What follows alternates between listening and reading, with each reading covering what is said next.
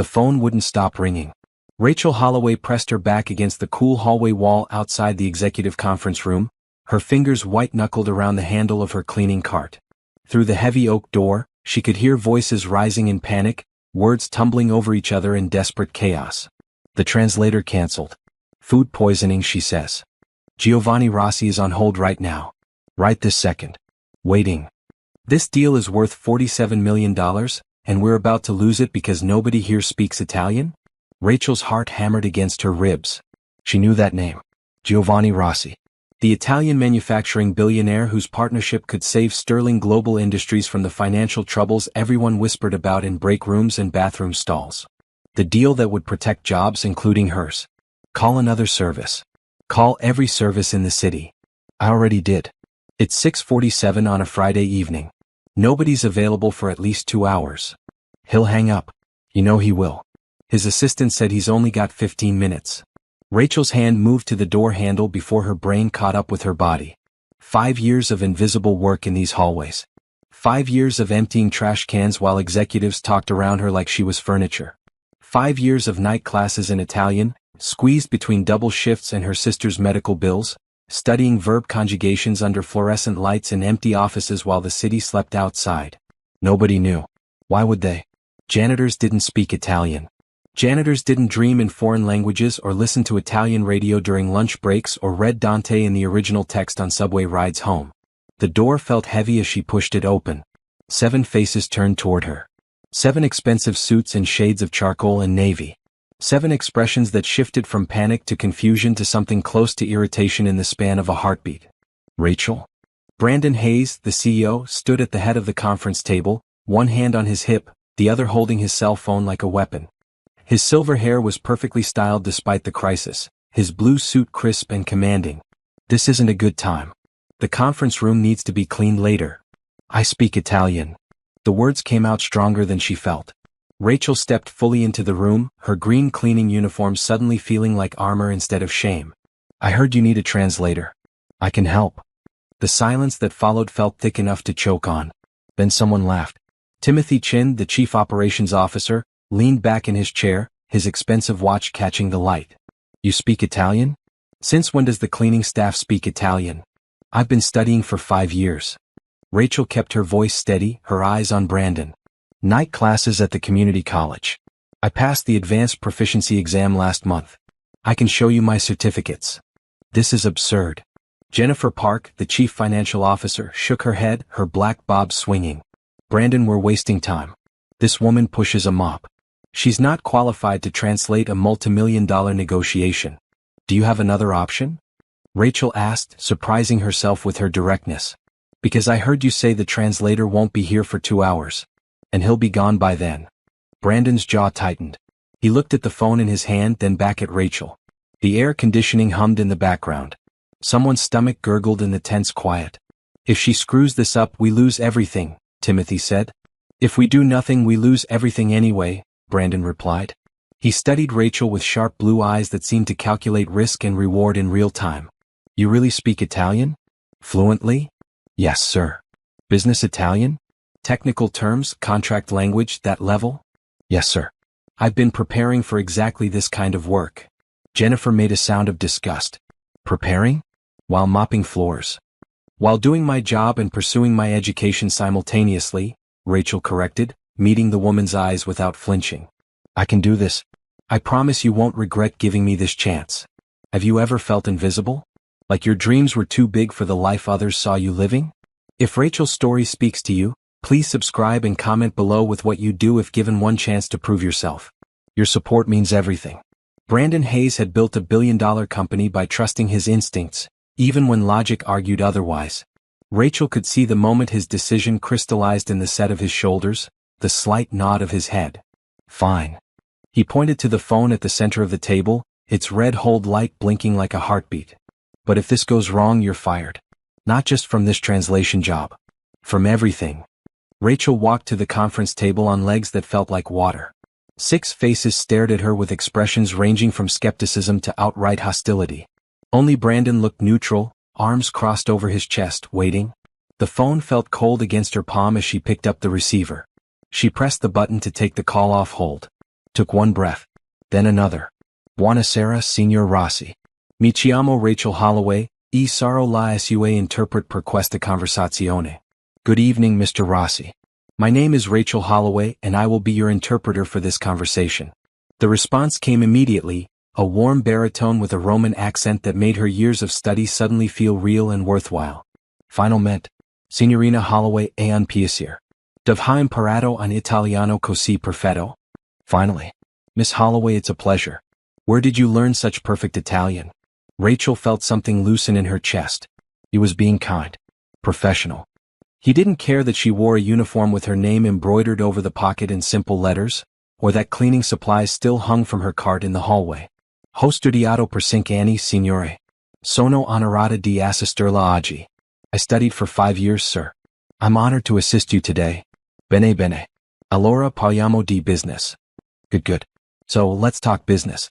For the next 40 minutes, Rachel became a bridge between worlds. Giovanni Rossi spoke rapidly about manufacturing processes, supply chain logistics, quality control standards. Rachel translated every word with precision, her voice steady and professional. When Brandon responded, she rendered his English into elegant Italian that captured not just the words but the intent behind them. She noticed things the original translator might have missed.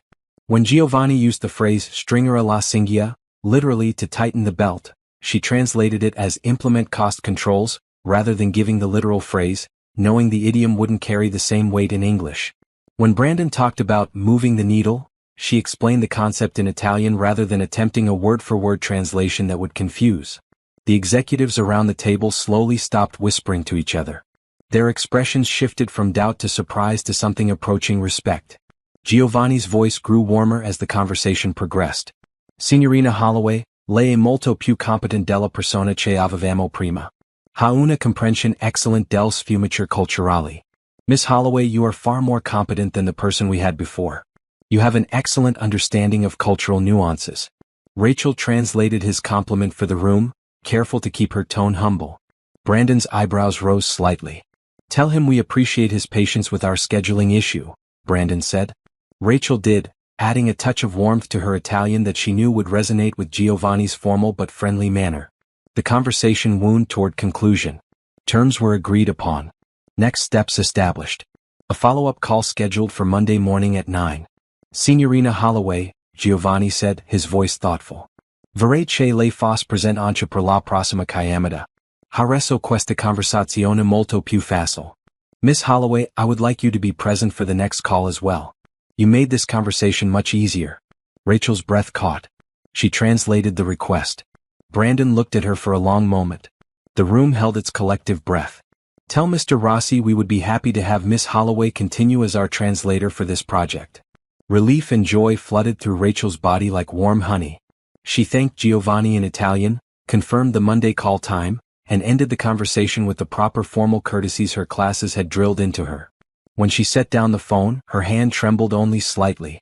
The room erupted. That was incredible, said Michael Torres, the marketing director, a genuine smile crossing his face. I understood maybe 3 words of Italian, but I could tell she was good. Better than good, Brandon said quietly. He looked at Rachel with new eyes, reassessing. That was professional level interpretation. Where did you say you studied? Harbor Community College, sir. Night program. Professor D'Angelo taught most of my courses. D'Angelo? Jennifer's tone shifted from hostile to surprised. Antonio D'Angelo? He used to translate for the UN. Yes, ma'am. He teaches 3 nights a week. Brandon walked around the conference table until he stood directly in front of Rachel. He extended his hand. I owe you an apology, Miss Holloway. And a thank you. You may have just saved this company. Rachel shook his hand, her cleaning uniform suddenly feeling less like a costume and more like a chapter that was ending.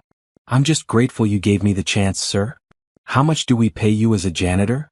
$15 an hour, sir. Consider yourself temporarily reassigned, effective immediately.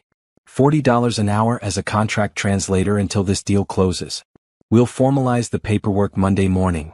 Rachel's eyes burned with tears she refused to let fall. Thank you, sir. I accept. Thank you so much. Don't thank me. You earned it. Brandon turned to the rest of the room. Let this be a lesson. Talent can come from anywhere. We almost missed this because we made assumptions. Timothy Chen had the grace to look embarrassed. Rachel, I apologize for laughing earlier. That was wrong. Apology accepted, Rachel said simply because kindness and grace cost nothing. Jennifer Park remained silent, but the hard edge in her expression had softened into something more complex. Respect perhaps. Or at least recognition. As the meeting dispersed, Rachel stepped back into the hallway where her cleaning cart waited. She looked at the supplies, the mop, the bottles of solution she'd been using for 5 years. They'd served her well, given her income while she built toward something more. But she wouldn't need them after today. Her phone buzzed in her pocket. A text from her younger sister Angela. How was your day? Rachel smiled, her fingers flying across the screen. Everything just changed. I'll tell you when I get home. Love you. She pushed the cart toward the supply closet one last time, her reflection catching in the polished hallway windows. Same face. Same person. But somehow different now. Visible. Seen. Valued. In the conference room behind her, Brandon Hayes was already on the phone with Human Resources, setting in motion the paperwork that would change Rachel's life. In Rome, Giovanni Rossi smiled as he told his assistant about the remarkable translator he'd just discovered. And in her heart, Rachel Holloway felt something she'd almost forgotten how to feel. Hope. Monday morning arrived with the kind of nervous energy that made Rachel's hands shake as she buttoned her best-dressed shirt. The blue cotton was 5 years old, purchased for her college graduation, but it was clean and pressed and the brightest thing she owned that looked remotely professional. Her apartment bathroom mirror was small and spotted with age, but it showed enough. Hair pulled back neatly. Minimal makeup. Small gold earrings her mother had given her before passing away. She looked like someone trying very hard to be taken seriously. You look perfect, Angela said from the doorway, still in her pajamas, coffee mug in hand. At 26, her younger sister had their mother's warm brown eyes and easy smile. Like a boss. I looked terrified. That too. But mostly like a boss. Angela leaned against the doorframe. This is really happening, huh? I don't know. Maybe. Rachel smoothed her shirt for the 100th time. The contract is only for this one deal. If I mess up, I'm back to cleaning floors. Or worse, unemployed. You won't mess up. You spoke to a billionaire in Italian and he loved you. He loved that I could translate. That's not the same thing. Rachel. Angela set down her coffee and crossed the small bathroom to grip her sister's shoulders. Stop. You've been preparing for this your whole life. Every late night studying. Every missed party because you had class. Every time you chose books over fun. This is what it was all for. Rachel met her sister's eyes in the mirror. I'm scared. Good. Means you care. Angela squeezed her shoulders once, then let go. Now go show them what we already know. That you're brilliant. The subway ride to Sterling Global Industries felt different on a Monday morning. Rachel rode with the office workers instead of the early cleaning crew. She clutched a folder containing her certificates, her transcripts, her letters of recommendation from Professor D'Angelo. Proof that she belonged in this new world. The building's glass doors reflected the morning sun as she approached. Security guard Thomas Williams, who'd greeted her with coffee and conversation for 5 years, did a double take. Rachel? That you? Morning, Thomas. You look. He seemed to search for words. Different. Good different. What's going on? Got promoted. Sort of. Temporarily. She signed in at the desk, her hands steadier than she expected. Translating for a big deal. Thomas's weathered face split into a huge grin. Well, look at you. Always knew you were too smart for that cleaning cart. Congratulations. Thank you. The simple kindness in his voice made her throat tight. That means a lot. The elevator to the executive floor felt like ascending into another universe. Thick carpet replaced linoleum. Abstract art hung on walls instead of safety posters. The air smelled like expensive coffee and ambition. Brandon Hayes' assistant, Patricia Monroe, looked up from her desk when Rachel approached. The older woman's silver hair was immaculate, her maroon suit crisp and authoritative. Miss Holloway. Right on time. Patricia's voice was warm, professional. Mr. Hayes is expecting you. There's paperwork to complete before the 9 o'clock call with Mr. Rossi. Yes, ma'am. I have my documents. Rachel offered the folder. Patricia took it with a small smile. Excellent. Coffee while you wait? Mr. Hayes is finishing another call. Coffee would be wonderful. Thank you. The coffee came in a real mug, not a paper cup. Hot and fresh with real cream on the side. Rachel sat in a leather chair that probably cost more than her monthly rent and tried not to look as overwhelmed as she felt. The door to Brandon's office opened. He stepped out, phone still pressed to his ear, and gestured for Rachel to enter. She did, her heart pounding. The office was larger than her entire apartment. Floor-to-ceiling windows overlooked the city. A massive desk held multiple monitors, family photos in expensive frames, and a nameplate that simply read Brandon Hayes, CO. He finished his call and turned his full attention to Rachel. "Good morning. Patricia has your contract." "Yes, sir." "Good. Before we get to that, I want to be clear about expectations." He sat on the edge of his desk, his posture casual but his blue eyes sharp. "This isn't charity. The temporary contract is because we need you. If your work stays at the level you demonstrated Friday, we'll discuss a permanent position. If it doesn't, the contract ends when this deal closes." "Understood." "Yes, sir." "That's more than fair. Giovanni specifically asked for you. Said you were the best interpreter he's worked with in 20 years of international business." Brandon's expression softened slightly. That's high praise from a man who's famously difficult to impress. Pride bloomed warm in Rachel's chest. "I'll do my best to maintain that standard." "I believe you will." He checked his watch. "We have 30 minutes before the call. Let's review the contract terms so you understand what we're negotiating." For the next 25 minutes, Brandon walked Rachel through the intricacies of the manufacturing partnership. Production timelines, quality specifications, shipping logistics, payment schedules. He explained the business context, the market pressures, the reasons this deal mattered to Sterling Global's future. Rachel listened intently, taking notes, asking clarifying questions. She recognized this for what it was, a test.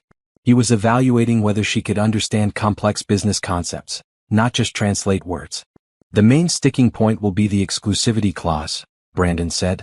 "Giovanni wants our products exclusively for the European market. We're willing to agree, but we need protection if his distribution network fails to meet minimum sales targets." "So you want a performance threshold that voids exclusivity if not met?" "Exactly. But it needs to be phrased diplomatically." He's proud. "If it sounds like we doubt his capabilities, he'll walk." Rachel nodded, her mind already working on Italian phrases that would convey the business necessity without implying distrust. "I understand. I can frame it as a mutual protection clause rather than a one-sided demand." Brandon smiled. "You think like a negotiator, not just a translator." "That's good." At exactly 9 o'clock, Patricia connected the call. Giovanni's voice filled the conference room speaker, warm and energetic. "Buongiorno, Brandon. E buongiorno alla straordinaria signorina Holloway." "Good morning, Brandon." "And good morning to the extraordinary Miss Holloway." Rachel felt herself smile. "Buongiorno, Signor Rossi. È un piacere parlar di nuovo con lei." "Good morning, Mr. Rossi. It's a pleasure to speak with you again." The negotiation lasted 2 hours. Rachel translated contract clauses, financial terms, technical specifications. When Giovanni became animated about production quality standards, she matched his passion in English. When Brandon needed to push back on timeline expectations, she softened the language in Italian without changing the substance. The critical moment came when discussing exclusivity. Brandon laid out the terms carefully. "We need a minimum sales threshold of 15 million euros annually to maintain European exclusivity. If the distribution network falls below that for 2 consecutive years, the exclusivity clause becomes negotiable." Rachel took a breath, then switched to Italian. "Signor Rossi, Illinois Signor Hayes propone una clausola di protezione reciproca per la distribuzione esclusiva. È una misura prudente che protegga entrambe le nostre aziende e garantisce l'investimento reciproco sia valorizzato al massimo." Mr. Rossi, Mr. Hayes proposes a mutual protection clause for exclusive distribution. "It's a prudent measure that protects both our companies and ensures our mutual investment is valued to the fullest." She continued, "Con una soglia di 15 milioni di euro annui, entrambi sappiamo che la partnership funziona bene. Se la soglia non viene raggiunta per 2 anni consecutivi, potremo rinegoziare per trovare soluzioni che servono meglio entrambe le parti." With a threshold of 15 million euros annually, we both know the partnership is working well. If the threshold isn't met for 2 consecutive years, we can renegotiate to find solutions that better serve both parties. There was silence on the line. Rachel could feel Brandon's tension beside her. Then Giovanni laughed. "Signorina Holloway, lei ha un futuro brillante nella diplomazia. Ha preso una richiesta che avrebbe potuto offendermi e l'ha trasformata in una saggia misura di protezione reciproca." Miss Holloway, you have a brilliant future in diplomacy. You took a request that could have offended me and transformed it into a wise measure of mutual protection. Accetto I termini, he continued. I accept the terms. 15 milioni di euro all'anno e ragionevo. Se non riesco a vendere quella quantità dei vostri eccellenti prodotti, merito di perdere l'esclusività. 15 million euros annually is reasonable. If I cannot sell that quantity of your excellent products, I deserve to lose the exclusivity. Relief flooded the room. Brandon's shoulders relaxed visibly. The rest of the negotiation proceeded smoothly. Payment schedules were agreed upon. Shipping arrangements finalized. Launch timelines established. When the call ended, Brandon sat back in his chair and exhaled slowly. That was masterful. The way you framed the exclusivity clause saved the entire negotiation. Thank you, sir. I just tried to honor both perspectives. You did more than that. You understood what each side needed and found language that satisfied both. He stood, walked to his desk, and pulled out a business card. This is my direct line. You'll need it for the next few weeks as we finalize everything. Rachel took the card with fingers that trembled slightly. I appreciate your trust. You've earned it. Brandon paused, then continued. Patricia will have your first paycheck ready Friday. In the meantime, I'm assigning you an office. Nothing fancy, but you'll need a workspace. An office. Her own office. Rachel had to physically stop herself from crying. Thank you, sir. I won't let you down. I know you won't. Now go get settled. We have another call with Giovanni Wednesday at 2. Patricia will send you the agenda. Rachel left Brandon's office walking on air. Patricia met her with a smile and a key card. 3rd floor, office 347. It's small, but it has a window. Desk, computer, phone. You'll share an assistant with 3 other junior staff members. It's perfect. Thank you so much. The office was indeed small, barely large enough for a desk, 2 chairs, and a bookshelf. But the window overlooked the city, letting in natural light. The desk was clean and solid. The computer new. Rachel sat in the office chair and spun slowly, taking it all in. 1 week ago, she'd been emptying trash cans in this building. Today she had an office. Business cards on order with her name and new title. Contract translator. Her phone buzzed. Angela, how did it go? Rachel typed back. I have an office. With a window. He said I was masterful. The response was immediate. I'm crying. Mom would be so proud. Rachel looked out her window at the city spread below, thinking about her mother who'd worked 3 jobs to put 2 daughters through school. Who'd died too young before seeing either of them truly launch into careers. Who'd always believed education was the key to better lives. I hope so, Rachel whispered to the empty office. I really hope so. The rest of the day passed in a blur of orientation, paperwork, and IT setup. Rachel met other junior staff members who worked on her floor. Some were warm and welcoming. Others were clearly skeptical of the janitor who'd somehow landed an executive floor office. She didn't care. She had work to do. By Wednesday, Rachel had prepared thoroughly for the follow-up call with Giovanni. She'd researched Italian manufacturing regulations, studied the technical specifications of Sterling Global's products, and practiced potential negotiation scenarios until the phrases felt natural in both languages. The call went even better than Monday's. Giovanni brought his head of European operations onto the line, a woman named Francesca Lombardi who spoke rapid Milanese-accented Italian that would have confused a less prepared translator. Rachel kept pace effortlessly, earning a compliment from Francesca that made her glow with pride. Your translator is better than ours, Francesca said in Italian. Where did you find her? Brandon smiled when Rachel translated. Sometimes the best people are right under your nose. You just have to actually look at them. After the call, Brandon asked Rachel to stay. Giovanni wants to meet in person to sign the final contracts. He's invited our team to Milan in 3 weeks. Rachel's heart skipped. Milan. He specifically requested you be part of the delegation. Said your presence would make the negotiations smoother. Brandon watched her carefully. You have a passport? Yes, sir. I got one 2 years ago. Just in case an opportunity came up. Good planning. Patricia will handle your travel arrangements. Business class flight, hotel accommodation, meals, everything. You'll be there for 4 days. Rachel's mind spun. Italy. She was going to Italy. The country she'd studied, dreamed about, poured 5 years of her life into understanding. I don't know what to say. Thank you seems inadequate. Thank you is perfect. And Rachel?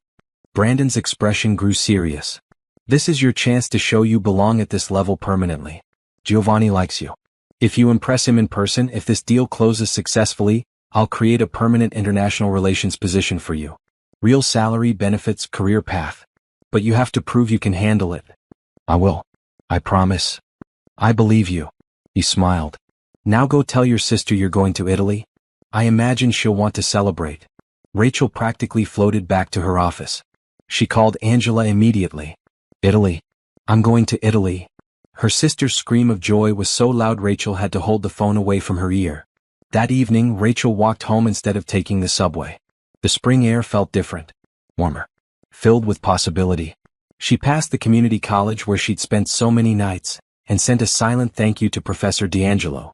At home, she and Angela celebrated with cheap wine and expensive dreams. This is just the beginning, Angela said, raising her glass. Next stop, the world. Rachel clinked her glass against her sister's, believing it might actually be true. Kindness had opened the door. Hope had walked her through it. And love, for learning, for languages, for the possibilities that education created, was leading her forward into a future brighter than anything she'd dared to imagine. The first real paycheck arrived in Rachel's bank account on a Friday morning, and she stared at her phone screen for a full minute, certain there'd been an error. $40 an hour. 40 hours. Nearly $1,600 for 1 week's work. Before taxes, yes, but still. She'd been making that every 2 weeks as a janitor. Angela, she called out, her voice shaking. Angela, come here. Her sister appeared from the kitchen, spatula in hand. What's wrong? Nothing's wrong. Everything's right. Look. Rachel held out her phone. Angela's eyes went wide. She grabbed Rachel and spun her around the living room of their small apartment, both of them laughing like children. We're going shopping, Angela declared. Real shopping. You need professional clothes for Italy, and we're not getting them from the thrift store this time. Rachel started to protest, but Angela cut her off. No arguments. You're representing a major corporation in a foreign country. You need to look the part. They went to the mall that afternoon, a place Rachel usually avoided because everything cost too much and wanting things she couldn't afford felt like torture. But today, with her bank balance healthier than it had been in years, she walked through those glass doors with her head high. The first store intimidated her. Everything was sleek and expensive looking. The saleswoman approached with the kind of smile that didn't quite reach her eyes, clearly sizing up whether Rachel belonged there. Can I help you find something? The tone suggested she hoped the answer was no. Yes. Rachel straightened her spine.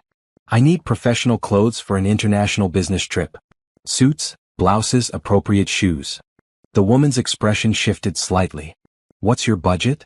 Before Rachel could answer with something modest, Angela jumped in. Whatever it takes to look professional. She's traveling to Italy for work. Money talked. The saleswoman's smile became genuine. Italy? How wonderful. Let me show you some excellent options. An hour later, Rachel owned her first real business suit. Deep green, perfectly tailored, with a cream blouse that made her skin glow. She added a second suit in royal blue and a third in deep red. Professional but colorful. Confident but not boring. Shoes came next. Real leather pumps in black and navy. Comfortable enough for walking but polished enough for boardrooms. At the checkout, Rachel handed over her debit card with only a small flutter of anxiety. The total made her wince, but Angela squeezed her hand. Investment in your future, her sister whispered. You're worth it. Walking out of the store with actual shopping bags full of nice things felt surreal. Rachel kept waiting for someone to stop her, to say there'd been a mistake, that janitors didn't get to buy $1,000 suits and plan trips to Europe. But nobody stopped her. Because she wasn't a janitor anymore. The weekend passed in a blur of preparation. Rachel researched Milan, practiced her Italian until the phrases felt like breathing, and reviewed everything she could find about Giovanni's company. She wanted to be ready for anything. Monday brought new challenges.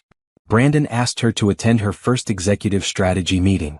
You'll translate if Giovanni calls, he explained. But mostly, I want you to understand our broader business context. If you're going to work in international relations, you need to think beyond just language. The meeting room filled with senior leaders. Jennifer Park, the CFO, took a seat across from Rachel and nodded politely. Timothy Chin offered a genuine smile. Michael Torres, the marketing director, actually asked Rachel's opinion on positioning their products for European markets. You've studied Italian culture, he said. What do you think would resonate there? What should we emphasize in our marketing? Rachel took a breath, aware that everyone was listening. Italians value craftsmanship and tradition. Sterling Global's 100-year history of manufacturing excellence would matter to them more than cutting-edge technology claims. They want to know things are built to last, that there's pride in the work. Michael nodded slowly. That's good. That's really good. Jennifer, can we refocus the European marketing budget to emphasize heritage over innovation? I'll have my team look at it, Jennifer agreed. Rachel felt a warm glow of accomplishment. They were listening to her, valuing her perspective. After the meeting, Timothy approached her. I owe you more than an apology. That first night I laughed at you. I judged you based on your uniform instead of your abilities. That was wrong and I'm sorry. Apology accepted, Rachel said simply. We all make assumptions sometimes. You're generous. Most people would hold a grudge. Grudges take energy I'd rather spend on moving forward. Timothy smiled. That's a good philosophy. If you ever need anything, my door's open. I mean that. The days until the Italy trip rushed by. Rachel divided her time between translation work, meetings, and intense preparation. Giovanni called twice more and each conversation went smoothly. He seemed pleased with how the contract details were progressing. Signorina Holloway, he said during their last pre-trip call, Sto aspettando con ansia di incontrarla di persona. Ho la sensazione che diventeremo buoni amici. I'm looking forward to meeting you in person. I have a feeling we'll become good friends. L'onore mio, Signor Rossi, Rachel replied warmly. The honor is mine, Mr. Rossi. 5 days before departure, Patricia handed Rachel a folder containing her travel documents. Passport, tickets, hotel information, itinerary. Everything organized perfectly. You're staying at the Palazzo Parigi, Patricia said. 5-star hotel in the city center. Mr. Hayes wants you well rested and comfortable. Rachel looked at the hotel information and felt her breath catch. The pictures showed marble lobbies, crystal chandeliers, rooms that looked like palaces. I've never stayed anywhere that nice. You'll get used to it, Patricia said with a kind smile. This is your life now, Rachel. You earned it. That evening, Rachel video called her sister from her new office. Look at this place I'm staying. She showed Angela the hotel pictures. Her sister whistled. You're living the dream. Mom would absolutely lose her mind. I wish she could see this. She can. Angela's voice went soft. Wherever she is, she knows. And she's so proud. The night before the flight, Rachel couldn't sleep. She lay in bed in her small apartment, listening to the city sounds outside, thinking about the girl who'd started cleaning toilets 5 years ago to pay for Italian classes. That girl had believed in something bigger. Had trusted that hard work and hope could open doors. That girl had been right. Rachel's alarm went off at 4 in the morning. The car service arrived at 5 to take her to the airport. Angela hugged her goodbye at the door, tears streaming down her face. Go show them what you're made of. I will. I love you. Love you too. Send pictures of everything. The airport intimidated Rachel with its early morning chaos, but she found the business class check-in easily. No lines. Comfortable chairs. Attendants who smiled and offered coffee. Brandon and the rest of the team met her at the gate. 5 people total. Brandon, Jennifer, Timothy, Michael, and Rachel. The core negotiating team. Excited? Brandon asked. Terrified and excited in equal measure, Rachel admitted. Good combination. Keeps you sharp. Business class on an international flight was a revelation. Rachel's seat reclined into a full bed. The flight attendants brought real meals on actual plates. She had her own entertainment screen, noise-canceling headphones, and enough legroom to stretch out comfortably. This is how you always travel for work? She asked Brandon across the aisle. He smiled. International trips, yes. We're not monsters. Comfort makes people more productive. Rachel worked for the first few hours, reviewing documents and practicing phrases. But eventually exhaustion won. She reclined her seat, pulled the soft blanket over herself, and slept better than she had in days. She woke to sunlight streaming through the window and the captain announcing their descent into Milan. Italy. She was really in Italy. The airport was modern and efficient. Rachel navigated the Italian signs easily, helped the team with passport control, and handled the customs questions when the officer asked their business in Italy. Outside, the spring air felt different. Warmer. Softer. The sky was a blue she'd only seen in paintings. A driver waited with a sign reading Sterling Global Industries. He greeted them in Italian, which Rachel returned fluently. The man's face lit up. Finalmente, un americano che parla italiano bene. Finally, an American who speaks Italian well. During the drive to the hotel, Rachel translated the driver's running commentary about Milan's history, architecture, and best restaurants. The team listened, charmed by the guide they hadn't expected. The Palazzo Parigi exceeded even the pictures. Marble floors gleamed under chandeliers. Fresh flowers perfumed the air. Staff in crisp uniforms moved efficiently, greeting guests in multiple languages. Rachel's room on the 5th floor had a balcony overlooking a private garden. The bathroom was larger than her bedroom at home. The bed looked like a cloud. She stood at the balcony, breathing in the Italian air, and let herself cry. Happy tears. Grateful tears. Overwhelmed tears.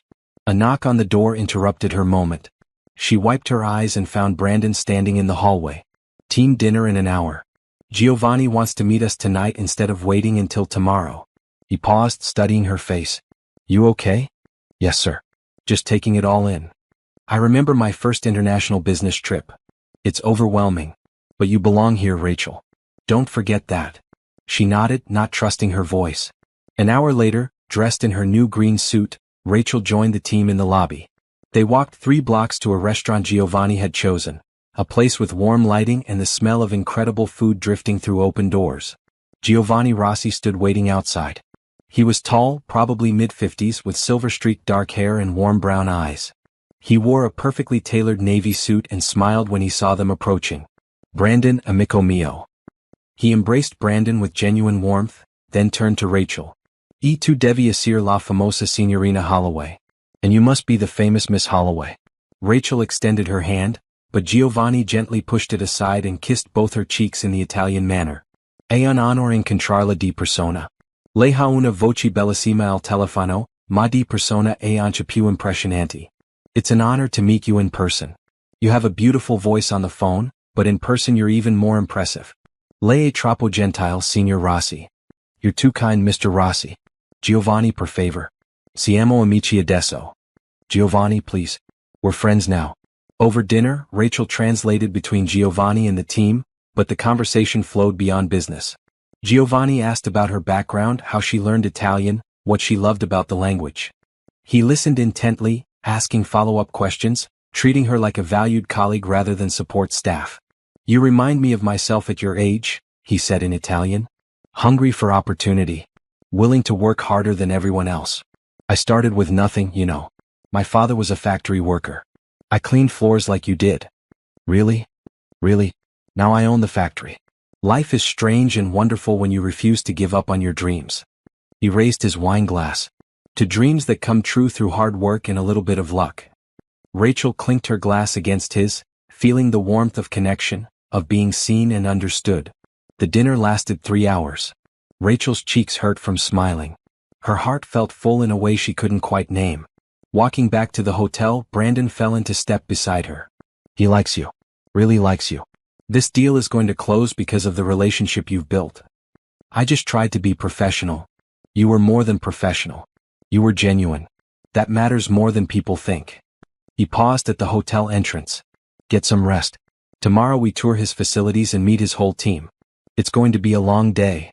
Rachel fell asleep that night in her palace of a hotel room, thinking about the factory worker's daughter who'd become a billionaire and the janitor who might just have a future brighter than she'd ever imagined. Hope and kindness had led her here. And love for the work, for the language, for the possibility of connection across cultures, would carry her forward. The morning sun over Milan felt different than sunlight in America. Softer somehow, golden in a way that made the whole city look like it belonged in a painting. Rachel stood on her hotel balcony, coffee in hand, watching the city wake up below. Her phone buzzed. Angela, tell me everything. Is Italy as beautiful as the pictures? Rachel typed back, more beautiful. I can't believe this is real life. It is real life. Your life. Stop pinching yourself and enjoy it. A smile tugged at Rachel's lips. Her sister was right. This was her life now. She'd earned it. The team breakfast at 8 o'clock was a quiet affair. Everyone focused on the day ahead. Giovanni had scheduled a full tour of his manufacturing facilities, followed by meetings with his executive team, then dinner with his board of directors. Big day, Brandon said, spreading jam on his toast. Rachel, you'll be translating all day. Are you up for it? Yes, sir. I'm ready. Good. Giovanni's team speaks some English, but he wants you there anyway. Says you understand nuance better than anyone he's worked with. Pride bloomed in Rachel's chest. She'd worked so hard for this. Every late night studying. Every weekend spent with textbooks instead of friends. Every moment of doubt when she'd wondered if it would ever pay off. It was paying off now. The car arrived at 9 to take them to Giovanni's headquarters. The building sat on the outskirts of Milan, a modern glass and steel structure surrounded by older factories. Inside, everything gleamed with efficiency and pride. Giovanni met them in the lobby, accompanied by a woman about Rachel's age with dark hair pulled into a neat bun and sharp, intelligent eyes. "This is my cousin Francesca Lombardi," Giovanni said in Italian. "She runs our marketing division. Francesca, this is the team from Sterling Global." Francesca shook hands with everyone, her English accented but clear. When she reached Rachel, she switched to Italian. "Giovanni has told me so much about you. He says you speak better Italian than half our staff." Rachel laughed. "He's exaggerating, but I appreciate the compliment. We'll see. I'm very particular about my language." But Francesca's smile was warm, teasing. The tour lasted 2 hours. Giovanni showed them production lines, quality control stations, packaging facilities. He explained his manufacturing philosophy: tradition combined with technology, craftsmanship supported by efficiency. Rachel translated everything, but she also found herself genuinely fascinated. The workers took obvious pride in their work. The facilities were clean, safe, well-maintained. This wasn't just a business. It was a legacy. "My grandfather started this company in 1952, Giovanni said, stopping in front of a black and white photograph hanging on the wall. It showed a young man in work clothes standing in front of a much smaller building. He had 6 employees and a dream. Now we have 600 employees and factories in 4 countries. He'd be proud," Rachel said softly in Italian. Giovanni's eyes misted slightly. "I hope so. I try to honor what he built while also moving forward." He turned to Brandon. "That's why your partnership matters. Your company has the same values: quality, integrity, respect for workers and craft." Brandon, receiving Rachel's translation, nodded seriously. "We believe businesses should build things that last. Not just products but relationships and reputations." "Exactly. That's why we'll work well together." The afternoon meeting with Giovanni's executive team was more intense. 8 people around a conference table discussing logistics, timelines, pricing structures. Rachel translated rapidly, keeping up with multiple conversations, making sure nothing got lost in the exchange between languages. Francesca sat across from her, occasionally jumping in with Italian clarifications or English translations. Rachel noticed the other woman watching her carefully, assessing. During a break, Francesca approached with 2 espresso cups. "You're very good." Giovanni wasn't exaggerating. "Thank you. You're pretty impressive yourself. Your English is excellent." "I studied at Oxford for 2 years.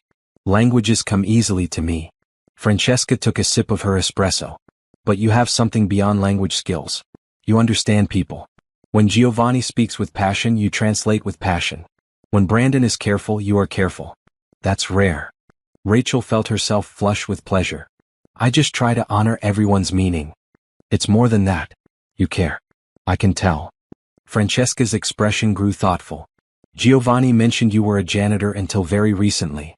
"Yes. For 5 years." "And you studied Italian all that time?" "While working.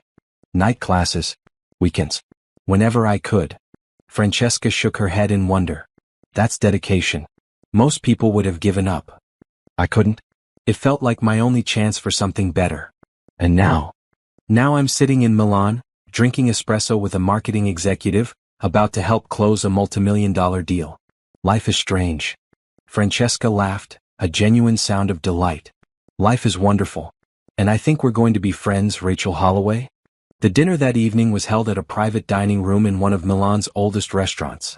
Giovanni's board of directors, 6 serious-looking men and women in expensive suits, sat around a table laden with Italian delicacies.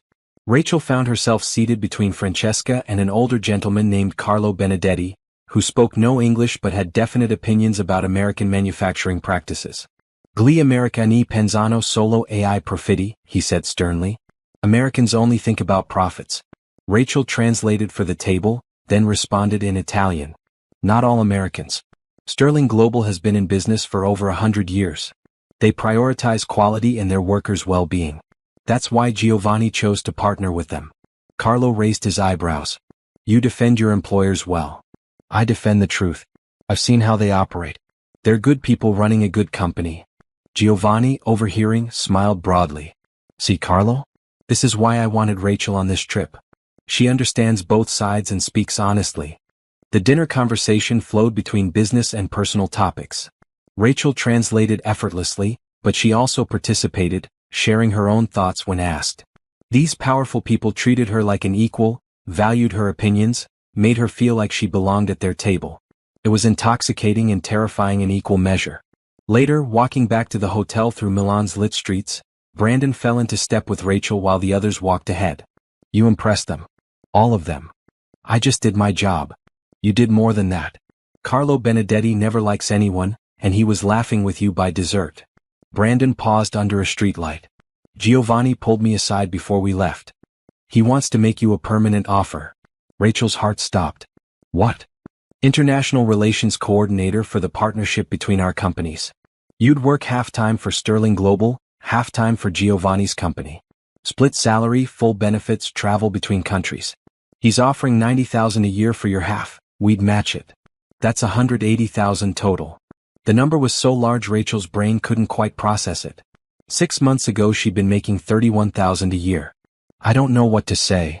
Say you'll think about it. Talk it over with your sister. But Rachel? Brandon's expression was serious. This is a real opportunity. Not temporary. Not contract work. A career. What about Sterling Global?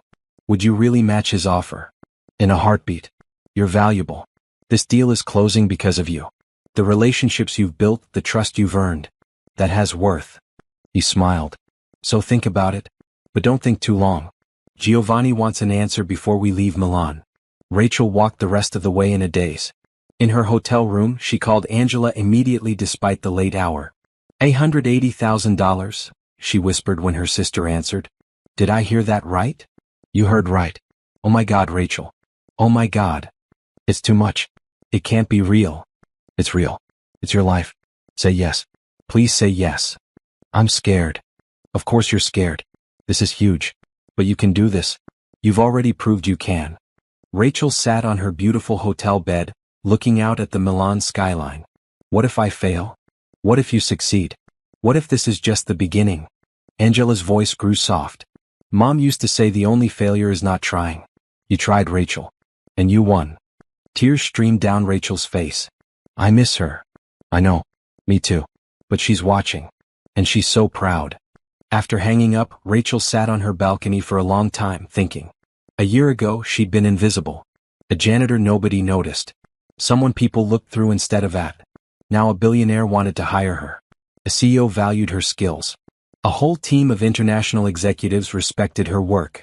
The scared part of her wanted to refuse, to say it was too much, too fast, too good to be true. But the brave part, the part that had spent 5 years studying in empty offices and believing in better tomorrows, knew the truth. She'd earned this. Every bit of it.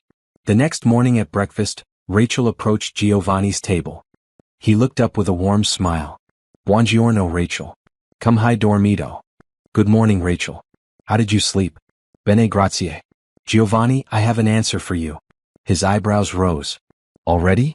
Brandon said I should give you more time. I don't need more time. The answer is yes. I accept your offer with gratitude and excitement. Thank you for believing in me. Giovanni stood and pulled her into a hug. No, thank you. You're going to help us build something great. Together. Brandon, sitting nearby, grinned. Guess I should make it official too. Welcome to Sterling Global's International Relations Division, Rachel. Permanently. Sometimes the biggest leaps happen when we stop doubting ourselves and start believing we deserve our dreams. If Rachel's journey inspires you, please subscribe and share what dream you're working toward in the comments below. Let's encourage each other. The rest of the trip passed in a blur of final contract details, celebratory dinners, and growing friendships. Francesca took Rachel shopping on their last day, insisting she needed proper Italian leather shoes and a handbag. You're part of our family now, Francesca said, linking her arm through Rachel's as they walked through Milan's fashion district. And family takes care of family. On the flight home, Rachel stared out the window at the clouds below, thinking about how completely her life had transformed. 6 months ago, she'd been pushing a cleaning cart. Now she was flying home from Italy with a 6-figure job, new friends, and a future so bright it almost hurt to look at. But the best part wasn't the money or the title or even the travel. The best part was finally being seen, being valued, being recognized for the work she'd put in and the person she'd become. Kindness had opened doors. Hope had given her courage. And love, for learning, for growth, for the belief that hard work mattered, had led her to this moment. She was just getting started. Rachel's second trip to Milan felt different from the first. 3 weeks had passed since accepting the dual position, and she'd spent every day preparing, learning Giovanni's company structure, studying European distribution networks, practicing industry-specific Italian vocabulary until the terms felt natural in both languages.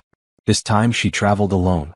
Brandon and the team would arrive 2 days later for the contract signing ceremony, but Giovanni had requested Rachel come early to meet the people she'd be working with directly. The flight attendant smiled as Rachel boarded. "Welcome back, Miss Holloway." Rachel blinked in surprise. "You remember me?" "Of course. You were so excited on your first trip. How did it go?" "Better than I could have imagined. I got a promotion." "Congratulations. That's wonderful." Such a small kindness, but it set the tone for everything that followed.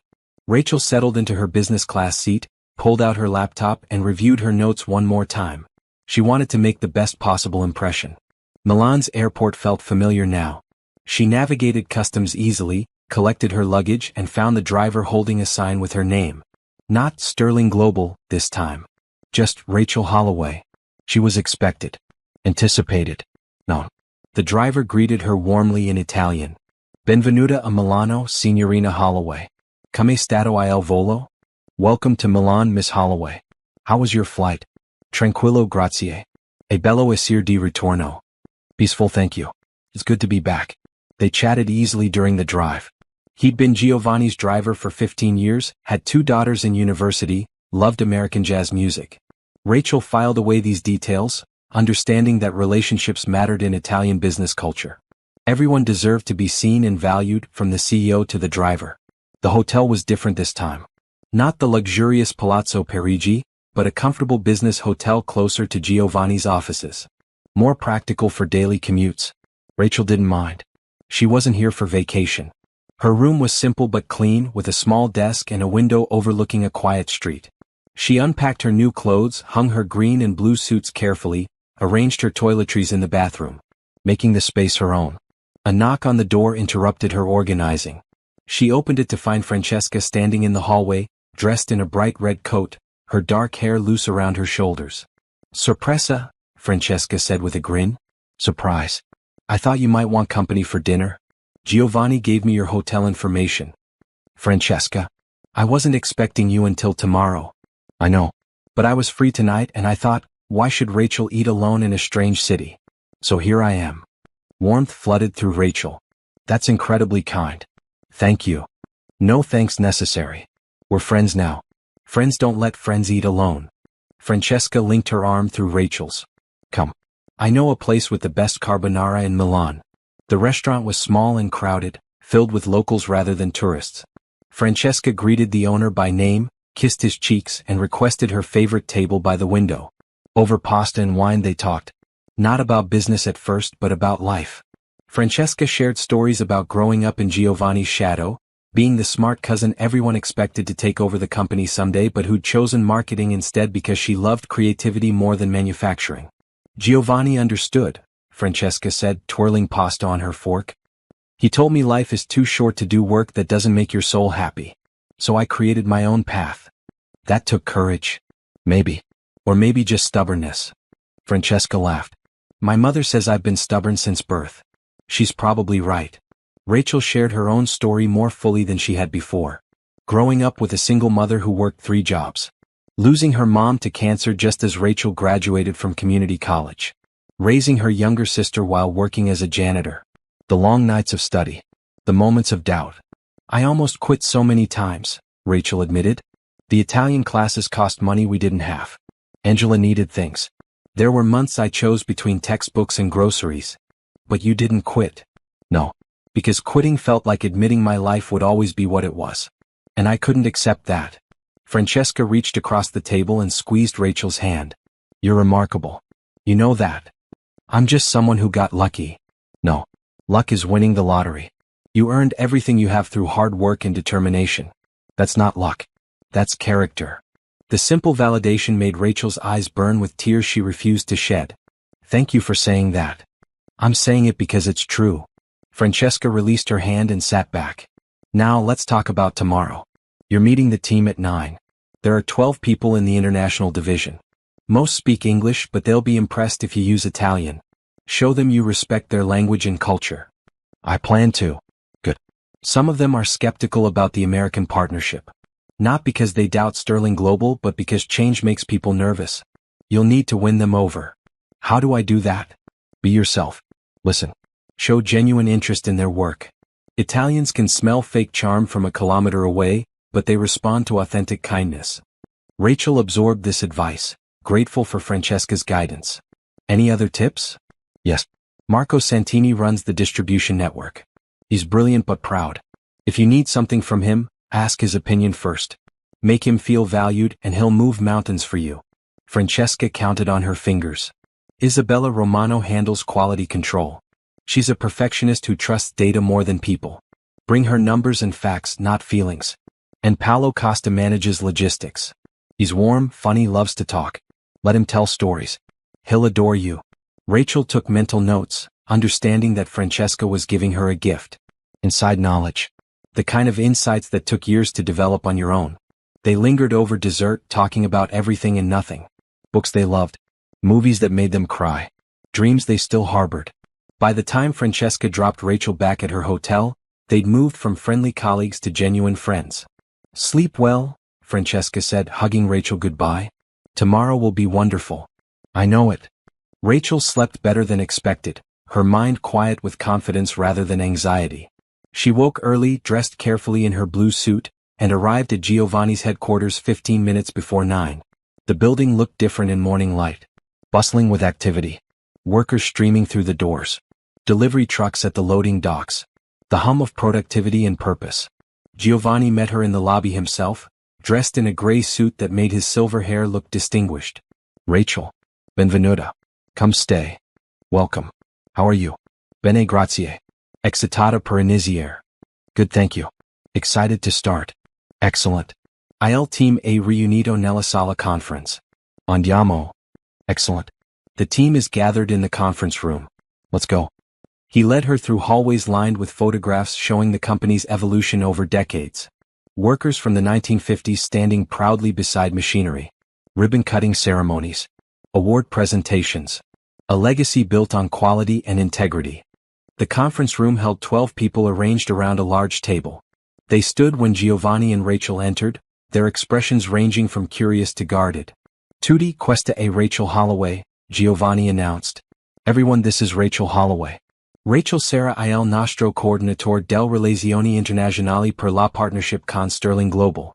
La tratteremo con lo stesso rispetto che mostrereste me. Rachel will be our international relations coordinator for the partnership with Sterling Global. You will treat her with the same respect you show me. The message was clear. Rachel had Giovanni's full support. She stepped forward, meeting each person's eyes as she spoke in Italian. È un onore lavorare con tutti voi. So che questa partnership rappresenta un cambiamento, il cambiamento può essere difficile. Ma credo che insieme costruiremo qualcosa di straordinario. Spero che possiate vedermi come una risorsa e un'aliata, non come una strania. Sono qui per imparare da voi tanto quanto per contribuire. It's an honor to work with all of you.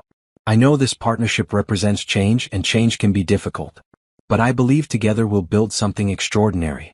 I hope you can see me as a resource and an ally, not an outsider. I'm here to learn from you as much as to contribute. A woman in her 50s with sharp eyes and perfectly styled silver hair nodded approvingly. Isabella Romano, Rachel guessed. The quality control perfectionist Francesca had mentioned. A younger man with an easy smile raised his hand. Il tuo italiano è impressionante. Dove hai studiato? Your Italian is impressive. Where did you study? Community College negli Stati Uniti. Corsi serali per 5 anni mentre lavoravo a tempo pieno. Community College in the United States. Evening classes for 5 years while working full-time. Respect flickered across several faces. They understood hard work. Dedication. The meeting lasted 3 hours. Each person presented their role in the company, their concerns about the partnership, their hopes for what it could achieve. Rachel listened intently, took notes, asked thoughtful questions.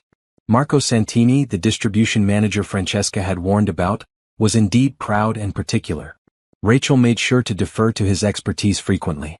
Marco, based on your experience, what timeline makes sense for rolling out Sterling Global's products across European markets? She asked. He straightened slightly, pleased to be consulted. I would suggest a phased approach. Start with Italy and Germany where we have strongest relationships. Expand to France and Spain in quarter 2. Then smaller markets in year 2. That sounds strategic and well-reasoned. Would you be willing to develop a detailed timeline I could share with Sterling Global? Of course. I'll have it ready by Friday. Perfetto. Grazie mille. Isabella Romano presented quality control protocols with the precision of a surgeon. Rachel listened carefully, then asked, what metrics would you recommend we track to ensure Sterling Global's products meet your standards? Isabella's stern expression softened slightly. I can prepare a full metrics dashboard. Product defect rates, customer satisfaction scores, return percentages, safety compliance data. That would be incredibly valuable. I want to ensure we're measuring what matters most. Good. Many Americans focus on speed over quality. You seem to understand quality comes first. Always. A reputation takes years to build and minutes to destroy. Isabella actually smiled. Is adamant. Exactly. Paolo Costa, the logistics manager, was exactly as Francesca described. Warm, talkative, enthusiastic. He launched into a 20-minute explanation of shipping routes that could have been condensed to 5 minutes, but Rachel let him talk, asking follow-up questions, showing genuine interest. You really understand logistics, he said finally, looking pleased. I'm learning from an expert, Rachel replied. I hope you'll be patient with my questions as we move forward. Pazienza? For someone who listens this well? You can ask me anything anytime. By the time the meeting ended, Rachel had made genuine connections with each team member. Not everyone was completely won over yet, but the ice had broken. Foundations were laid. Giovanni walked her out, his arm around her shoulders in a fatherly gesture. You were perfect. Respectful but confident. Humble but capable. They like you. I hope so. I genuinely like them. That comes through. That's why it works. He paused outside his office. Rachel, I want to tell you something. When I started this company, people doubted me. I was young. Inexperienced. Just my grandfather's heir, they said. Not a real businessman. That must have been hard. It was. But it taught me that respect is earned through action, not titles. You've earned my respect. Now you're earning theirs. Keep being yourself and you'll succeed here. Thank you, Giovanni. That means everything. He squeezed her shoulder gently. Go explore Milano for a few hours. Enjoy the city. Tomorrow we'll start the real work. Rachel spent the afternoon wandering Milan's streets. She visited the Duomo, standing in awe beneath its soaring Gothic spires. She walked through the Galleria Vittorio Emanuele II, admiring the glass ceiling and elegant shops. She sat in a small piazza drinking espresso, watching Italian life flow around her. This was her life now. Milan and meetings. Translation and international relations. Professional clothes and business class flights. She pulled out her phone and texted Angela, I think I'm really doing this. I think this is really my life. The response came quickly, it is your life. Stop being surprised and start enjoying it. Love you. That evening, Francesca texted an invitation to join her family for Sunday dinner. Rachel accepted immediately, touched by the inclusion. Sunday arrived warm and bright. Francesca picked Rachel up in a small red car, music playing loudly, her energy infectious. My mother is excited to meet you, Francesca said as they drove through residential neighborhoods. I told her about the brilliant American who speaks perfect Italian. She's making enough food for 20 people even though only 8 will be there. Should I bring something? Just yourself. And be prepared for questions. My mother will interrogate you about everything. The family home was a beautiful 3-story building with a garden full of lemon trees. Francesca's mother, Maria, met them at the door with the kind of warm embrace that made Rachel's heart ache for her own mother. Benvenuta, benvenuta, Maria said, kissing Rachel's cheeks. Francesca mi ha parlato tanto di te. Francesca has told me so much about you. The house filled with family over the next hour. Francesca's father, Luigi. Her brothers Carlo and Antonio with their wives and children. Giovanni arrived with a beautiful woman in a green dress whom he introduced as his wife, Elena. They gathered around a long table in the garden, food appearing in endless courses. Pasta. Roasted vegetables. Chicken with herbs Rachel couldn't name. Fresh bread. Wine from Luigi's cousin's vineyard. Maria sat beside Rachel, asking gentle questions about her family, her life, her journey. Rachel found herself sharing more than she'd planned, something about Maria's kind eyes making honesty feel safe. Your mother would be proud, Maria said softly when Rachel mentioned losing her mom. She raised a daughter with dignity and determination. That's a mother's greatest success. Tears pricked Rachel's eyes. Thank you for saying that. I say it because it's true. Now eat more pasta. You're too thin. Laughter bubbled up despite the emotion. This family had welcomed her completely, no hesitation, no judgment. Just open hearts and generous spirits. As the sun set over the garden, Giovanni raised his wine glass. To new friends and new partnerships. To Rachel, who reminds us that talent has no borders and dreams have no limits. Everyone raised their glasses, smiling at Rachel with genuine warmth. To kindness, Rachel added quietly. And to people who see potential in others. The glasses clinked together, a sound like possibility crystallizing into reality. Walking back to the car later, Rachel felt full in every sense. Full of food. Full of wine. Full of connection and belonging. Thank you for sharing your family with me, she told Francesca. They're your family now too. That's how we do things. Once you're in, you're in. Rachel looked back at the house, lights glowing warmly in the darkness, and felt something settle in her chest. Hope had brought her here. Kindness had opened these doors. And love, the kind that showed up in shared meals and warm embraces and people who saw you for who you really were, would carry her forward. She was exactly where she was supposed to be. The contract signing ceremony was scheduled for Thursday afternoon, but the real work happened in the 3 days leading up to it. Rachel spent Monday through Wednesday in back-to-back meetings, translating negotiations, clarifying terms, smoothing over misunderstandings before they became problems. Brandon and the Sterling Global team arrived Tuesday evening. Rachel met them at the airport, feeling strange to be the one greeting them on foreign soil instead of following nervously behind. Look at you, Timothy Chin said with a genuine smile. You look like you live here now. I feel more comfortable than I expected, Rachel admitted. It shows. You're carrying yourself differently. More confident. The observation pleased her more than she'd expected. Confidence hadn't come easily. She'd had to build it piece by piece, success by success, kind word by kind word. Wednesday morning brought the final contract review. Both teams sat around Giovanni's largest conference room, lawyers on both sides examining every clause, every term, every potential area of dispute. Rachel translated for hours, her voice growing hoarse but her focus never wavering. When the American legal team questioned a liability clause, she explained the Italian legal context that made their concern unnecessary. When the Italian team balked at a payment timeline, she helped Brandon explain the accounting requirements that made it necessary. You're doing more than translating, Jennifer Park observed during a break. You're actually negotiating. I'm just helping both sides understand each other. That's what negotiation is. Finding common ground. You're good at it. The American CFO's praise meant more than Rachel wanted to admit. Jennifer had been one of her harshest skeptics initially. At 2 in the afternoon, Marco Santini raised a concern about distribution territory boundaries. The language in the contract didn't match what he'd understood from earlier conversations. This says we have exclusive rights to Western Europe only, he said in Italian, frowning at the document. But I thought we agreed on all of Europe except UK and Ireland. Rachel translated the concern. Brandon shook his head. We can't give up Eastern Europe. We have existing relationships there we need to maintain. The room tensed. This was the kind of misunderstanding that could derail everything. Rachel looked between both sides, thinking quickly. May I make a suggestion? Both Brandon and Giovanni nodded. What if we define it more specifically?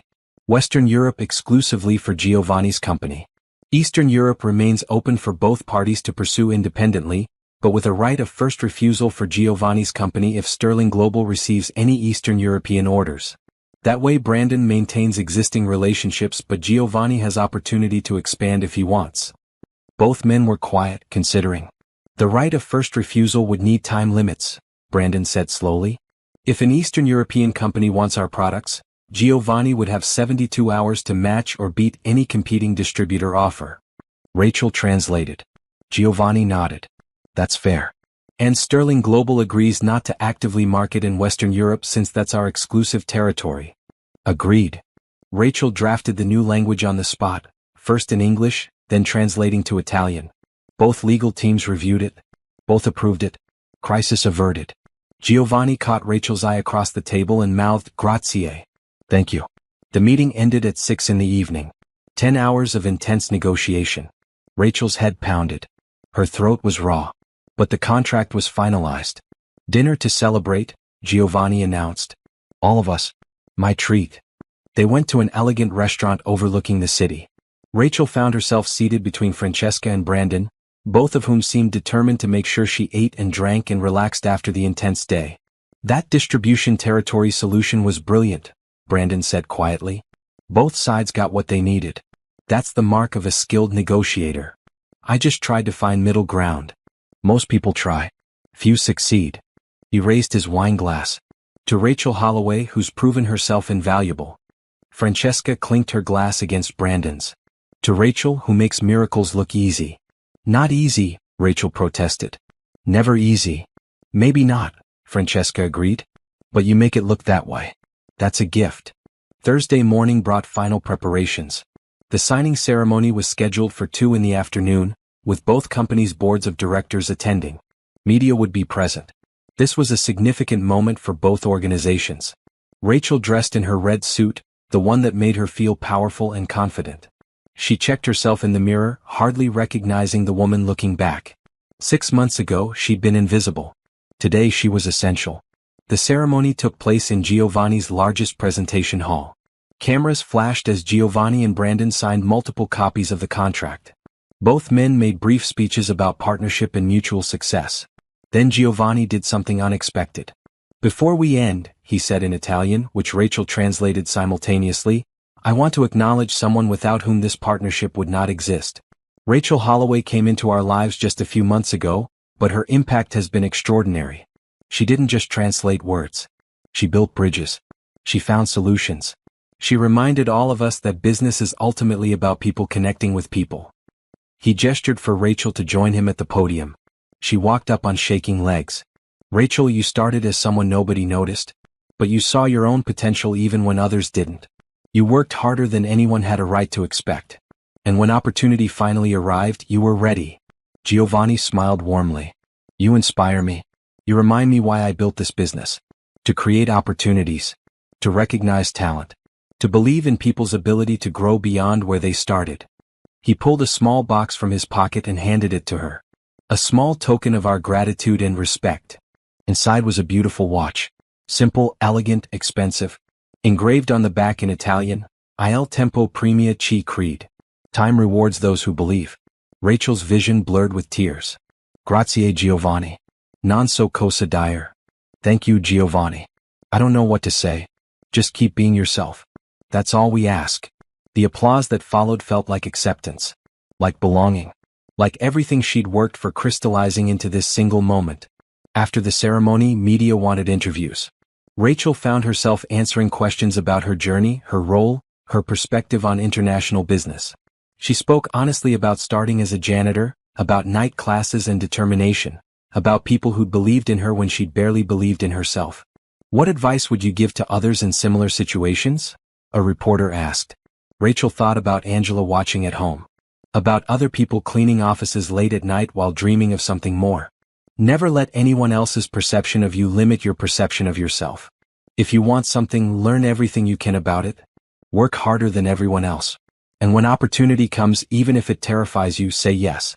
Because kindness opens doors, but hope and courage walk you through them. That evening, both teams celebrated together one last time. The Americans would fly home Friday morning. Rachel would stay another week, working with Giovanni's team to implement the partnership logistics. Brandon pulled her aside during dinner. "The board wants to offer you a VP position. Vice President of International Relations. Salary bumped to $200,000 base plus bonuses. You'd be the youngest VP in company history." Rachel's breath caught. "I don't know if I'm ready for that level." "You are. You've proven it. But think about it. Talk to Giovanni. Make sure it works with your commitments to his company." Brandon smiled. "Whatever you decide, know that we value you. Deeply." Later, Francesca and Rachel walked through Milan streets, enjoying the night air. "Giovanni wants to make you Director of International Partnerships," Francesca said. "Same level as me." Board member track if you want it. Director? That's too much. It's not. You've earned it. Both companies see your value. Francesca linked her arm through Rachel's. This is your life now. Success. Recognition. Respect. Stop being surprised and start enjoying it. Rachel laughed, the sound echoing off ancient buildings. You sound like my sister. Then she's wise. Listen to both of us. They stopped at a fountain, water splashing softly in the darkness. Rachel looked up at the stars barely visible through Milan's lights. A year ago I was invisible, she said softly. Nobody saw me. Nobody valued me. I wasn't sure I valued myself. And now I'm standing in Italy, being offered positions I didn't know existed, working with people who've become friends. It feels like a dream. It's not a dream. It's your life. The life you built through years of hard work and believing in better tomorrows. Francesca was right. This wasn't magic. This was consequence. Good things following hard work. Kindness returning kindness. Hope rewarded with opportunity. Rachel pulled out her phone and texted Angela, "They want to make me a VP. I think I'm going to say yes." The response came immediately, "Yes. Say yes. I'm so proud of you." Rachel looked at Francesca, at this friend who'd appeared in her life just weeks ago but felt like family. "I'm going to say yes." "Good. Now let's go celebrate properly. I know a place with the best gelato in the city." They walked through Milan's illuminated streets, two friends celebrating possibility. Behind them lay months of struggle and doubt. Ahead lay a future Rachel was finally brave enough to believe in. Love had led her here. Not romantic love, but the love of learning. Of languages. Of believing humans could connect across cultures. Of trusting that hard work mattered and kindness multiplied and hope, persistent hope, could change everything. She'd been right to believe. Rachel spent her final week in Milan working 16-hour days. The contract was signed, but implementation required countless details. Distribution schedules. Marketing coordination. Quality control protocols. Legal compliance in multiple countries. She loved every exhausting minute. Marco Santini met with her daily, walking through warehouse logistics and shipping routes. His initial pride had transformed into genuine warmth once he realized Rachel treated his expertise with real respect. "You could have just told us what to do," he said one afternoon, spreading maps across his desk. "Americans usually do. They think they know everything. I don't know everything. That's why I'm learning from you." He smiled, the expression softening his stern features. "You're different. Good different. I'm glad you're part of this partnership." Isabella Romano invited Rachel to observe quality inspections. For 3 hours, Rachel watched the perfectionist examine products with microscopic attention, checking dimensions, testing materials, documenting everything. "Quality is truth," Isabella said as they reviewed data. "You cannot lie about a measurement. Either it meets specifications or it doesn't. I appreciate people who value truth." "So do I." "I know. That's why we'll work well together." Paolo Costa took Rachel to dinner one evening, insisting she needed to understand Italian food culture to truly understand Italian business culture. "We don't separate life and work like Americans," he explained over pasta. "Business is life. Life is business. We build relationships first, transactions second. You understand this naturally. My mom used to say people remember how you made them feel more than what you said. Your mother was wise. Giovanni is the same. He could have chosen any American company. He chose Sterling Global because Brandon treated him like a friend, not a transaction. Now you do the same with all of us." These moments of connection meant more to Rachel than any title or salary.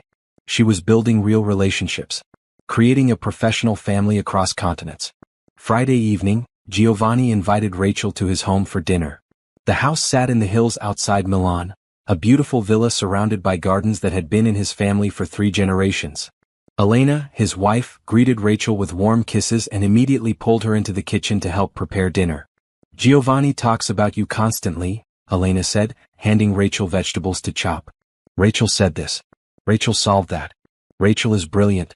I had to meet this remarkable woman myself." Rachel felt herself blush.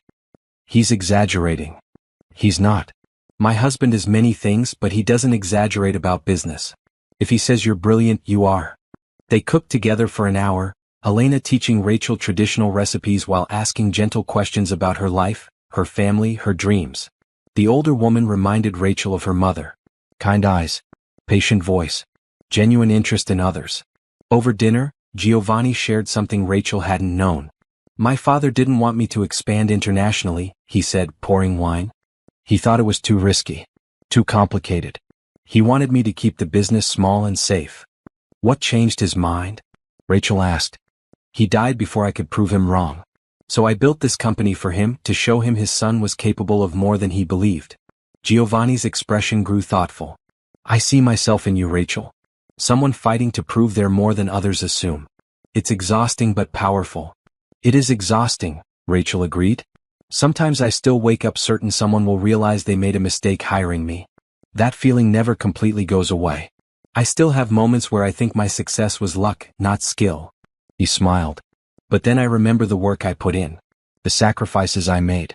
The nights I studied while others slept. Same as you. Elena reached over and squeezed Rachel's hand. The difference between you and many others is that you keep working even when you're afraid. That's courage. The conversation shifted to lighter topics, but Giovanni's words stayed with Rachel. She wasn't alone in her doubts. Even billionaires question themselves sometimes. Sunday afternoon, Rachel's phone rang. Brandon. I know you're still in Milan, but I wanted to check in. Have you thought about the VP position? I have. The answer is yes. I'd be honored to accept. Excellent. I'll have contracts ready when you're back. Rachel, this is just the beginning for you. I hope you know that. After hanging up, Rachel stood on her hotel balcony watching the city. Vice President of International Relations. Director of International Partnerships in Italy. 2 major positions in 2 different companies, both valuing her skills and perspective. Her phone rang again. This time Giovanni. Rachel, I have something to discuss. Can you come to the office Monday morning? Early before the team arrives? Of course. Is everything okay? Everything is wonderful. I just have a proposal for you. A big one. Curiosity kept Rachel awake half the night. What proposal? They'd already discussed her director position. What else could there be? Monday morning found her in Giovanni's office at 7, coffee in hand, nerves humming. Giovanni sat behind his massive desk, but he gestured for Rachel to join him in the comfortable chairs by the window instead. Less formal. More intimate. I've been thinking about the future, he began. This partnership with Sterling Global is just the start. I want to expand into Asia next, then South America. But international expansion requires someone who understands cultural bridges, language, relationship building. That makes sense. I want you to lead that expansion. Not just as Director of International Partnerships, but as VP of Global Strategy. You'd build teams in each region. Develop partnerships. Create the same kind of connections you've built here. Rachel's heart hammered. That's enormous. Yes, it would mean significant travel. Living in different countries for months at a time. Learning new languages, new cultures. Giovanni leaned forward. But I believe you could do it. More importantly, I believe you would love it. I would, Rachel breathed. But what about my role with Sterling Global? I've discussed it with Brandon. He's supportive. He suggested you split your time. 6 months with each company annually. You'd maintain your VP title with Sterling Global but take on this expanded role with us. That's incredibly generous of both of you. It's not generous. It's smart business. You're valuable, Rachel. Rare. The kind of person who comes along maybe once in a career. Giovanni smiled warmly. I'm offering you $300,000 annually for your work with my company. Brandon will maintain your $200,000 salary. $500,000 total base, plus bonuses and equity in both companies. The number was so large Rachel couldn't quite process it. $500,000. The janitor from 6 months ago. I need to be honest, Rachel said slowly. Part of me still feels like I'm not qualified for this level of responsibility. That's called imposter syndrome. It affects many successful people. But let me ask you something. Have you failed at anything I've asked you to do? No. Have you disappointed anyone on my team or Brandon's team? I don't think so.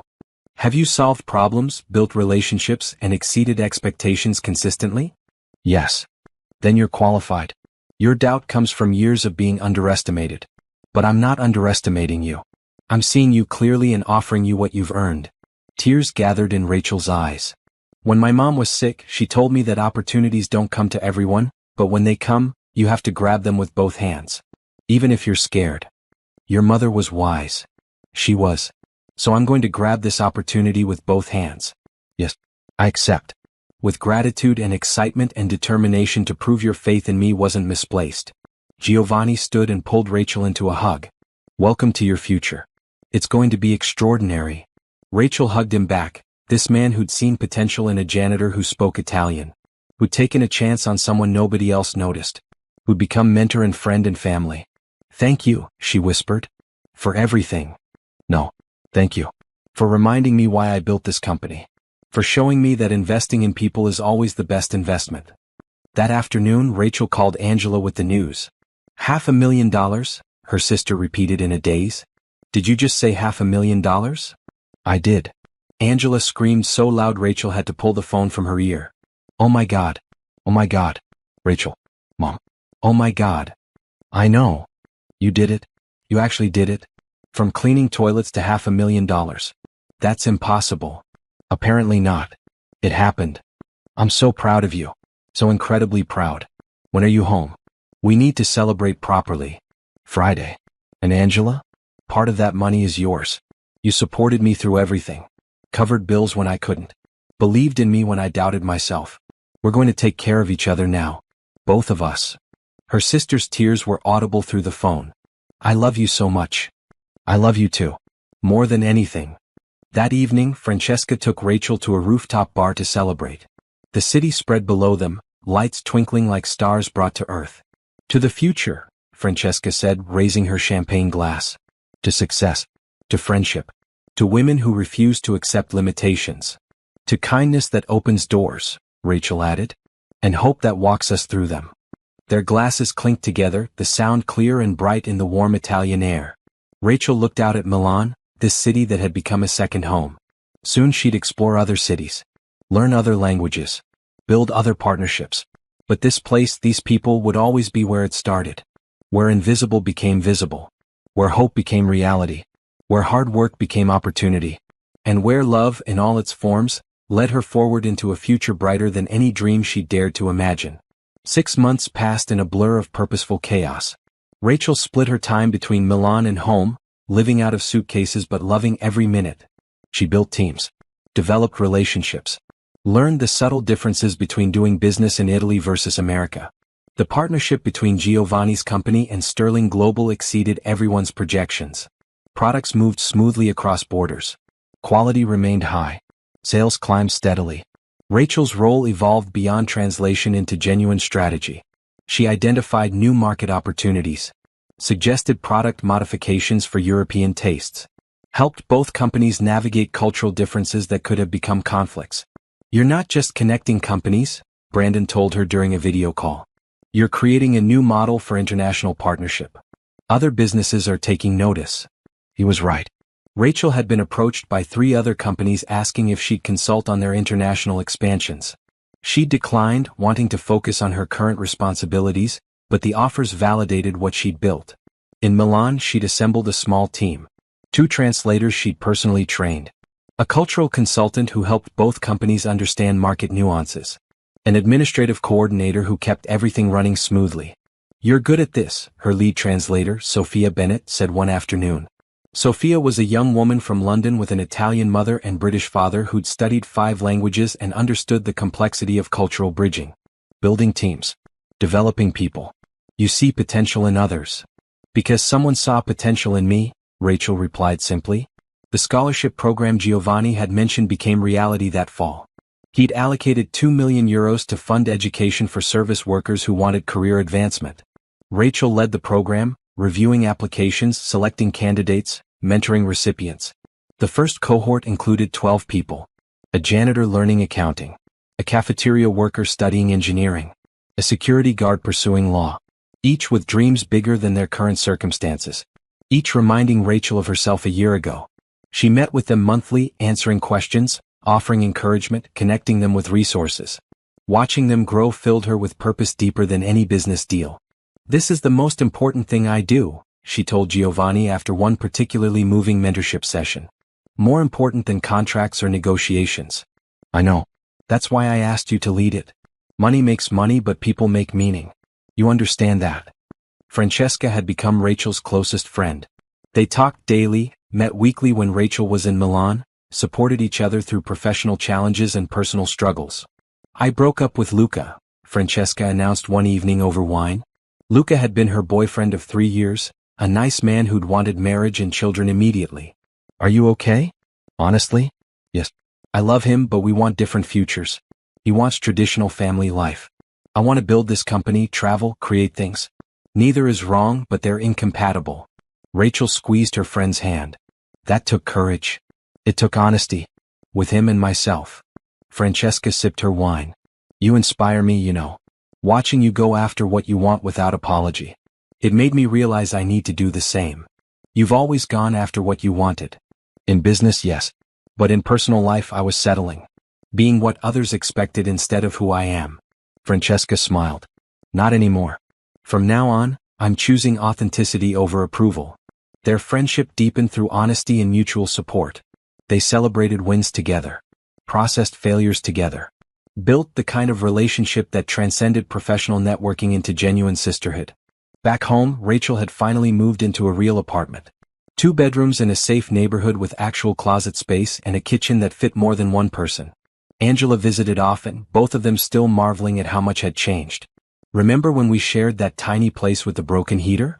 Angela said one evening, curled up on Rachel's new couch. I remember everything. The roaches. The landlord who ignored our calls. Eating rice and beans for weeks because it was all we could afford. And now look at you. Multiple 6-figure salaries. International travel. Your face in business magazines. The magazine feature had surprised Rachel. A major business publication had run an article titled, From Janitor to Executive, Rachel Holloway's Remarkable Rise. She'd been reluctant to participate, uncomfortable with attention, but Giovanni and Brandon had both encouraged her. Your story matters, Brandon had said. It shows people that hard work and education really can change lives. That's important. The article had generated unexpected responses. Emails from people around the world sharing their own stories of starting from nothing and fighting for better. Rachel answered every one personally, offering encouragement and advice. One email particularly moved her. From a woman in Texas who cleaned offices at night while studying for her nursing degree. I was ready to quit, the woman wrote. The exhaustion felt unbearable. But then I read about you and I thought if she could do it, maybe I can too. Thank you for not giving up. It gave me permission to keep going. Rachel framed that email and hung it in her office. On days when imposter syndrome whispered that she didn't deserve her success, she read those words and remembered that her journey mattered beyond herself. Winter brought new challenges. The Asian expansion Giovanni had mentioned began taking shape. He wanted to enter Japan and South Korea first, then expand to China and Southeast Asia. I need you to spend 3 months in Tokyo, Giovanni said during a planning meeting. Learn the market. Build relationships. Find the right partners. Rachel had never been to Asia. Didn't speak Japanese. But the old fear that would have paralyzed her a year ago barely registered now. When do I leave? January. After the holidays. I'm sending Francesca with you for the first month. Between you two, you'll figure it out. Learning basic Japanese occupied Rachel's Christmas break. She hired a tutor, practiced daily, immersed herself in language learning with the same intensity she'd brought to Italian years ago. Angela teased her mercilessly. You're the only person I know who spends Christmas vacation learning Japanese. I want to be prepared. You're always prepared. That's your superpower. Actually caring about being good at things. The Christmas they shared was the best of Rachel's life. She bought Angela thoughtful gifts. They cooked a huge meal together.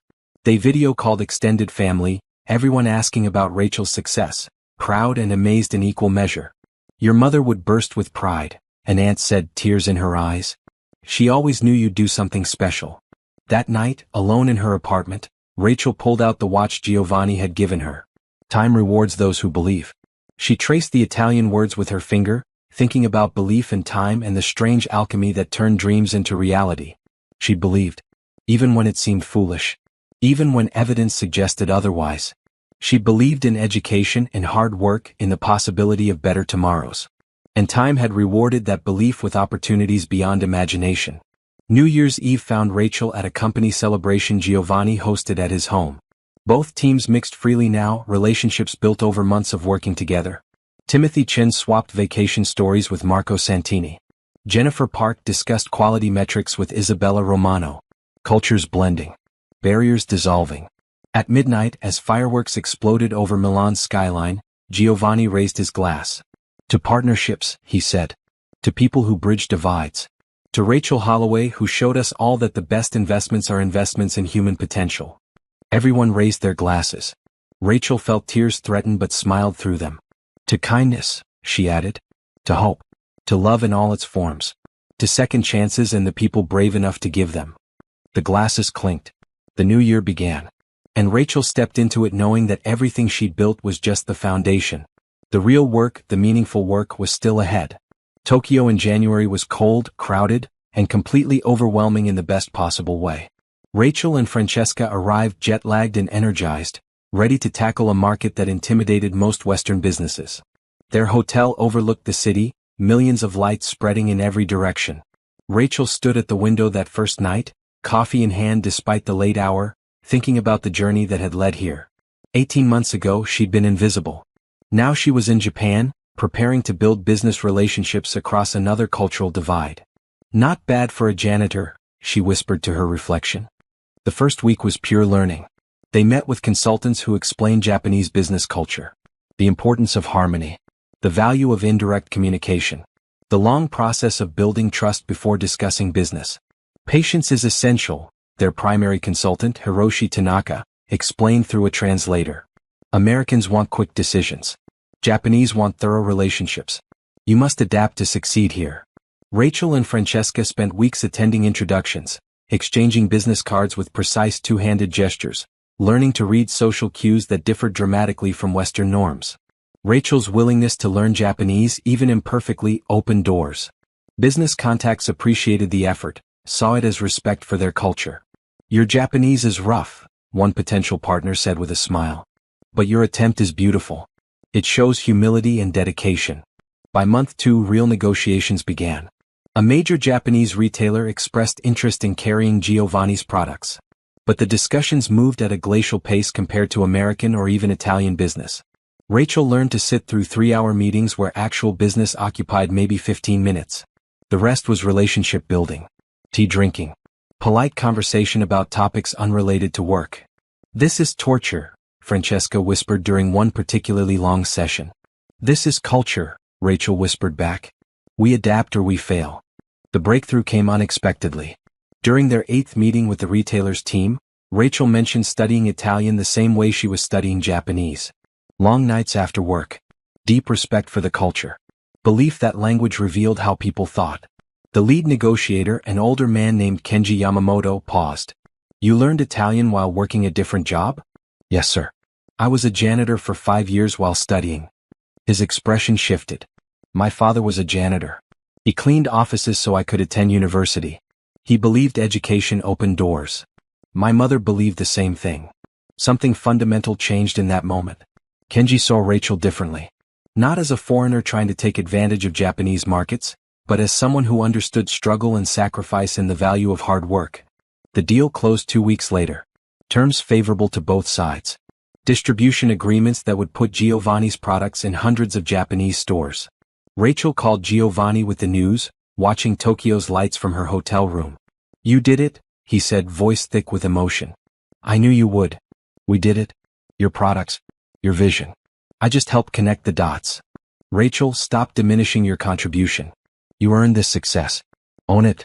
After hanging up, Rachel sat with those words. Own it. She'd spent so long being humble, being grateful, being careful not to seem arrogant.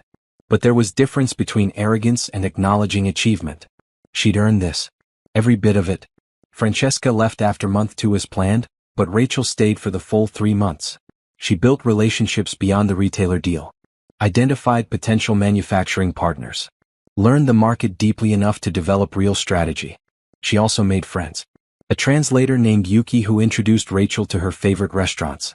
A business consultant named Akira who taught Rachel about Japanese management philosophy. A shopkeeper near her hotel who always greeted Rachel with a smile and helped her practice Japanese. These human connections mattered as much as business deals. Maybe more. Returning home in March felt strange. 3 months away had made her apartment feel unfamiliar. But Angela's hug at the airport grounded her immediately. You look different, her sister said. More confident. Like you finally believe you deserve everything you've built. Maybe I do believe it now. Good. It's about time. Work at Sterling Global had continued smoothly in her absence. Her team handled daily operations. Brandon kept major decisions on hold until Rachel returned. The company had grown to trust her judgment completely. "We need to talk about your career path," Brandon said during her first week back. "The board wants to promote you to Senior VP of Global Strategy. You'd oversee all international operations, not just the Giovanni partnership. That's enormous responsibility. You've proven you can handle it. The Japanese deal. The European success. The scholarship program. You're building something bigger than anyone anticipated." Rachel thought about Tokyo. About the patient work of building trust across cultures. About how much she'd learned by pushing outside her comfort zone. "I want to do it," she said. "But I have conditions." Brandon's eyebrows rose. "Conditions?" "Yes. I want budget to expand the scholarship program internationally. Japan, Italy, anywhere we do business. And I want to hire more people from non-traditional backgrounds. People like me who have potential but lack opportunity." "Done. Anything else?" "Pay equity audits across the company. Make sure we're paying people fairly regardless of background or previous experience." Brandon smiled. "You're thinking like a leader. I like it. I'll bring your conditions to the board, but I'm confident they'll approve everything." The promotion came through within 2 weeks. Senior VP of Global Strategy. $250,000 from Sterling Global. $350,000 from Giovanni's company. $600,000 total plus bonuses that could push it close to $1 million annually. Numbers Rachel still couldn't quite believe were real. She celebrated with Angela, with Francesca via video call, with her team at Sterling Global. But the celebration that mattered most was the one she had alone. Rachel drove to the cemetery where her mother was buried. She sat on the grass beside the headstone, tears streaming down her face. "We did it, Mom. Everything you worked for. Everything you believed in. It happened." The spring breeze felt like an answer. Like her mother's hand on her shoulder. "I'm going to keep making you proud. I promise." Summer brought the scholarship program's first graduations. 12 people completing degree programs. Finding new jobs. Starting careers that matched their abilities rather than their circumstances. Rachel attended every graduation, hugged every recipient, cried happy tears at each ceremony. One graduate, a former security guard named James Mitchell who'd earned his accounting degree, pulled Rachel aside. "I need to tell you something. When I got accepted to this program I almost turned it down. Thought I was too old, too far behind, too unlikely to succeed. But you called me personally. Told me your story. Convinced me to try. I remember. That phone call changed my life. I start at a major accounting firm Monday. Real salary. Benefits. A future for my kids." His voice cracked. "Thank you. For seeing something in me I didn't see in myself." Rachel hugged him, understanding exactly how he felt. "Pay it forward. That's all I ask. Help someone else when you can." "I will. I promise." These moments made everything worthwhile. The long hours. The constant travel. The pressure. Knowing she was creating opportunities for others made every sacrifice meaningful. Fall brought new challenges. Giovanni wanted to expand into South America. Rachel began learning Portuguese and Spanish simultaneously, preparing for Brazil and Argentina. "You're insane," Francesca said during one of their weekly video calls. "You know that, right?" "Probably. But I love it. Learning languages. Understanding cultures. Building bridges between people. You found your calling. It's beautiful to watch." The year ended with the partnership's annual review. Both companies' boards met jointly to assess progress. The numbers exceeded every projection. Revenue up 40%. Market share expanding in 3 continents. Customer satisfaction scores at all-time highs. But the metric that mattered most to Rachel was different. Employee satisfaction surveys showed workers in both companies felt more valued, more heard, more hopeful about their futures. "That's leadership," Brandon told her after the presentation. "Caring about people, not just profits." Giovanni echoed the sentiment. "You've transformed both our companies. Not just made us money, though you've done that too.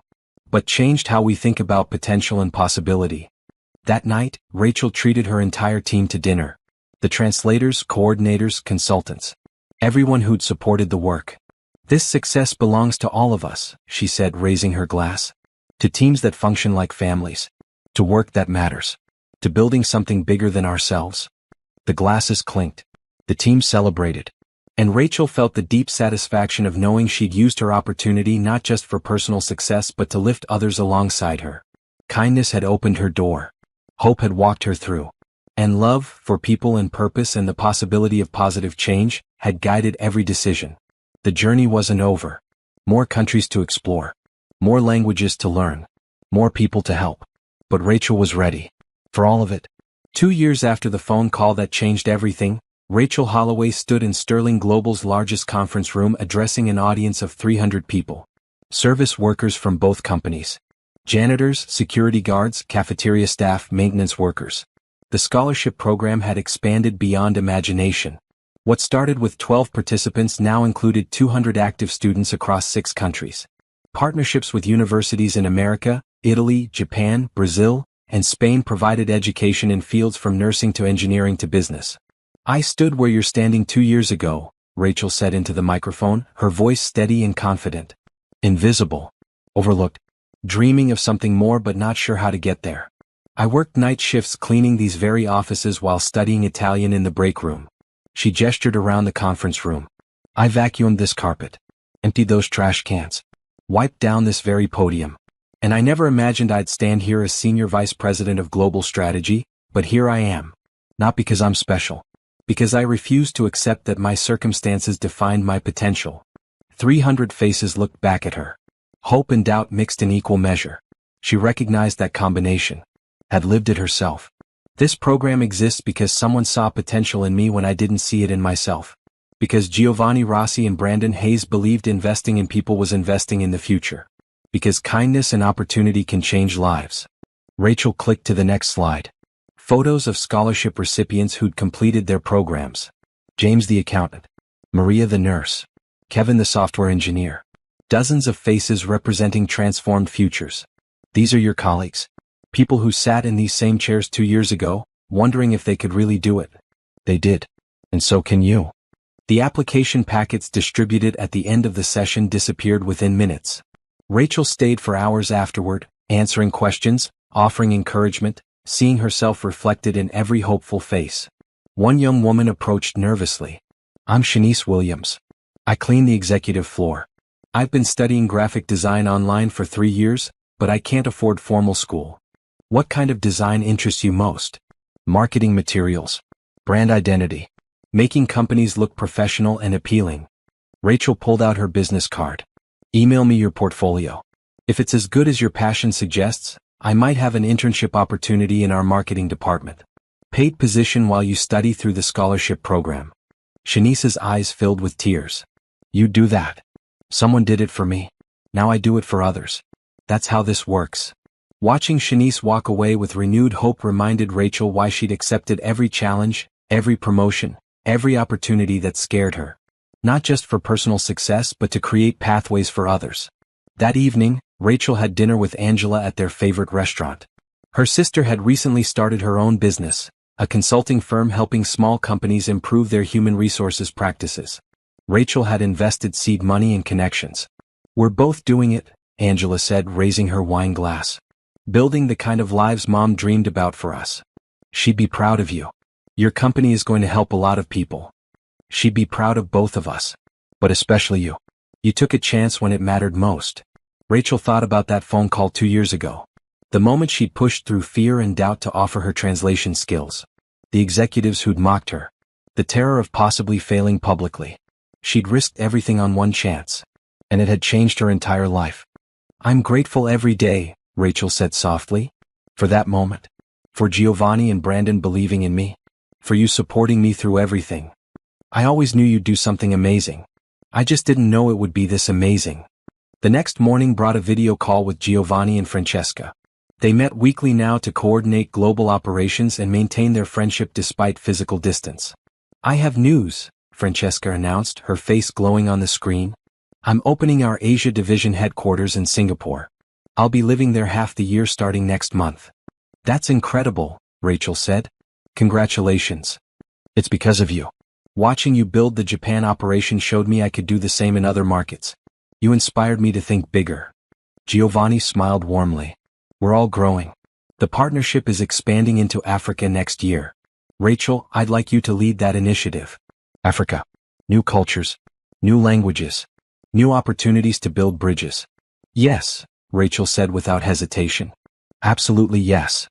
After the call, Rachel walked to her office window. The city spread below, busy with morning traffic and human activity. Somewhere down there, someone was cleaning offices and dreaming of more. Someone was studying late into the night, hoping education would open doors.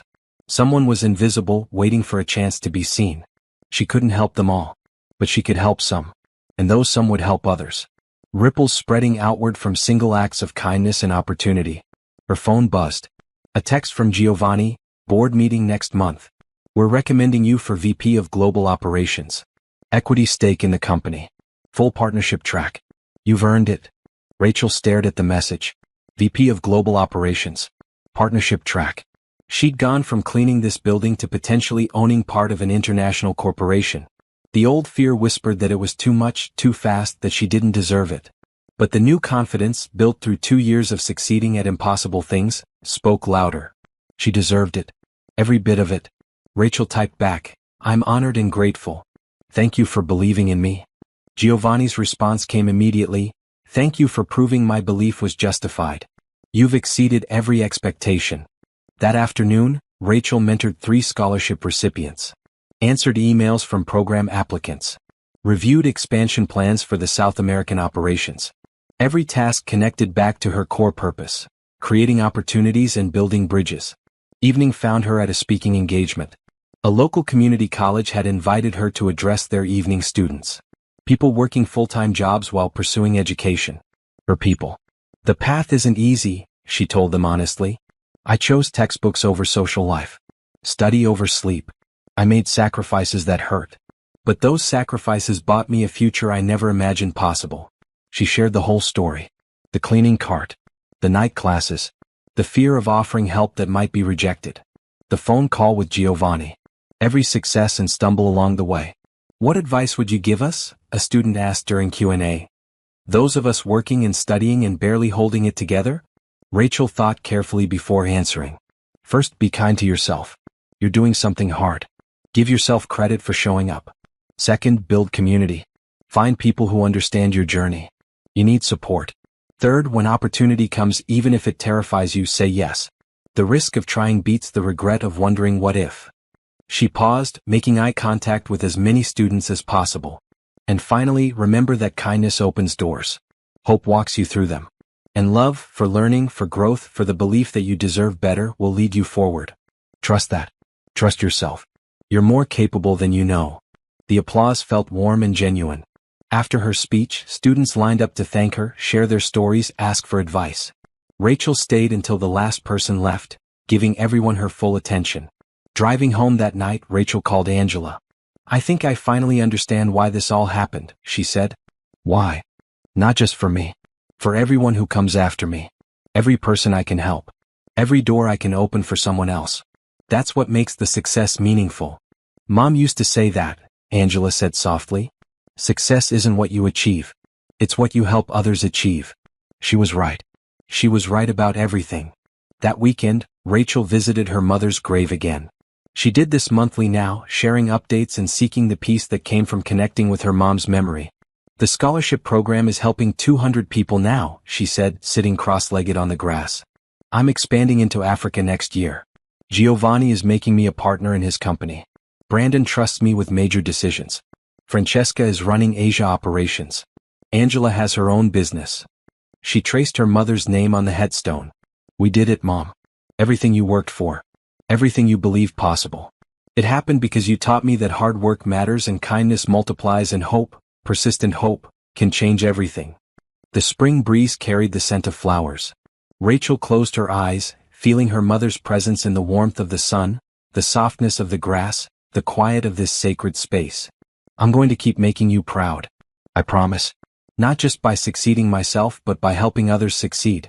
By being the kind of person who sees potential in people others overlook. By believing in second chances and hard work and the power of education to transform lives. She opened her eyes, looking at the blue sky above. Thank you. For everything you sacrificed. For believing in us. For teaching us that our circumstances don't define our possibilities. I love you. Always. Walking back to her car, Rachel felt lighter. Grounded. Connected to purpose deeper than titles or salaries or international success. This was why she kept studying when exhaustion made her want to quit. Why she'd offered her translation skills despite terrifying fear of rejection. Why she'd said yes to every opportunity that pushed her beyond comfort. Not just to change her own life but to prove that change was possible. That janitors could become executives. That invisible people could be seen. That dreams, backed by hard work and supported by kindness, could actually come true. Monday morning brought a new challenge. A young translator on her team, a woman named Diana Carter who reminded Rachel of herself 3 years ago, made a costly mistake on an important document. The error could have damaged client relationships. Rachel called Diana into her office. The young woman arrived pale with fear, clearly expecting to be fired. "Tell me what happened," Rachel said gently. "I misunderstood a technical term. Translated it incorrectly. I'm so sorry. It won't happen again." "How will you ensure it doesn't happen again?" Diana looked surprised by the question. "I'll create a glossary of technical terms. Double-check translations with native speakers before submitting. Build in quality control steps." "Excellent plan. Implement it immediately." "You're not firing me?" "Why would I fire you for making a mistake while working hard and learning?" "Because I messed up. Cost the company money and credibility." Rachel smiled. "Diana, let me tell you a story. 2 years ago, I was a janitor who offered to translate for a billionaire. I was terrified I'd make mistakes. And I did make mistakes. Small ones that I caught quickly. But Giovanni and Brandon didn't fire me. They helped me improve. They gave me grace while I learned. Now I'm giving you the same grace." Diana's eyes filled with tears. "Thank you. I won't let you down. I know you won't. Because you care. People who care eventually succeed. It just takes time and patience and commitment to growth." After Diana left, Rachel thought about how different this moment was from how many managers would have handled it. Firing the person. Making an example. Leading through fear instead of support. But that wasn't the kind of leader she wanted to be. She wanted to lead with the same kindness she'd received. Build teams through encouragement rather than intimidation. Create environments where people could take risks and learn from failures. That evening, Rachel video called with Giovanni and Brandon together. The three of them did this monthly now, aligning strategy across companies. "I want to propose something," Rachel said. "A leadership development program for employees showing potential but lacking traditional credentials. Similar to the scholarship program but focused specifically on management training." Both men listened as she outlined her vision. Identifying talented workers regardless of role. Providing mentorship, training, and pathways to leadership positions. Creating diverse leadership that reflected all levels of the organization. "I love it," Brandon said immediately. "When can we start?" "I love it too," Giovanni agreed. "This is exactly the kind of thinking that sets us apart. Rachel, you have full authority to develop and implement this program." After the call, Rachel sat back in her chair, amazed at how far she'd come. 2 years ago, she'd been afraid to speak up in meetings. Now she was proposing company-wide initiatives and receiving immediate approval from 2 powerful CEOs. Not because they were doing her favors. Because they trusted her judgment and valued her perspective. She'd earned that trust. Day by day. Success by success. Proving herself worthy of the opportunities she'd been given. Spring turned to summer. The scholarship program graduated its 2nd class. The leadership development program launched successfully. Rachel spent 3 weeks in Brazil building the South American operation. Every day brought new challenges and new triumphs. On a warm June evening, Rachel stood on stage at a major business conference. She'd been invited to speak about building successful international partnerships. 2,000 people filled the auditorium. "Success isn't about being the smartest person in the room," she told them. "It's about being the most willing to learn, the most committed to growth, the most open to seeing potential in unexpected places." She shared her story one more time. But this telling felt different. Less about her individual journey and more about the lessons anyone could apply. "When I was a janitor, people looked through me like I was invisible. That invisibility hurt. But it also taught me to see others. Really see them. The security guard who's studying law at night. The cafeteria worker who speaks 4 languages. The maintenance person who's brilliant with technology.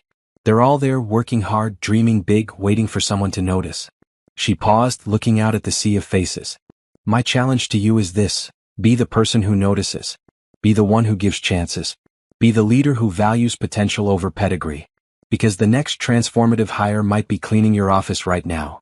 The standing ovation lasted 5 minutes. People approached afterward with stories of their own unlikely journeys. Connections made. Hope shared. This was the work that mattered most. Not the deals or the titles. The human impact. The ripple effects of kindness and opportunity spreading outward through lives and communities. That night, Rachel called Angela from her hotel room. "I think I found my purpose," she said. "What is it?" "Opening doors. That's what I'm meant to do. Use my position and resources to create opportunities for people who otherwise wouldn't have them. Everything else is just details." "That's beautiful. And very you. Mom taught us that, didn't she? That life is about lifting others." "She did. And you're living it perfectly." Fall brought the news that the partnership would expand into Africa. Rachel would lead the initiative, spending 6 months in Kenya building operations and relationships. "This is what I've been preparing for," she told her team during the announcement. "Everything we've learned in Europe, Asia, and South America applies here. New culture, new challenges, but same core principles: respect, patience, and genuine human connection." Her team had grown to 15 people. Translators, analysts, coordinators. Each person carefully selected for both skill and character. She built a culture of excellence and kindness, proving the two weren't mutually exclusive. As the year ended, both companies celebrated record success. Giovanni's expansion into global markets had tripled his company's value.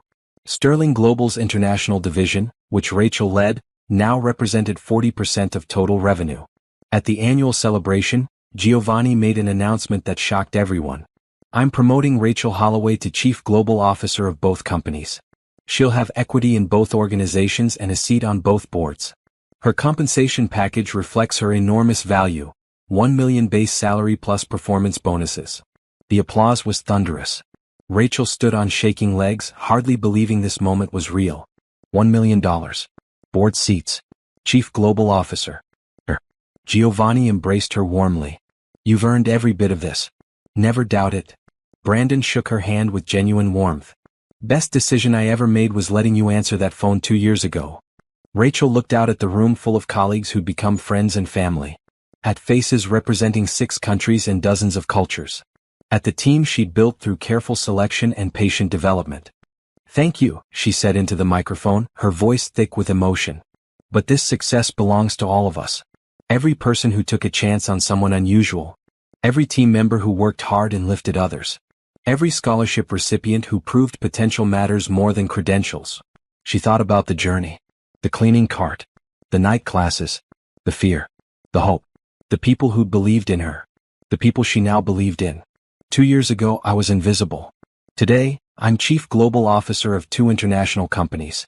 If that's possible for me, imagine what's possible for every person willing to work hard, stay humble, and never stop learning. She raised her glass. To kindness that opens doors. To hope that walks us through. To love in all its forms, that leads us forward. To second chances and the courage to take them. To every person here who makes this work meaningful. Thank you. The glasses clinked. The celebration continued.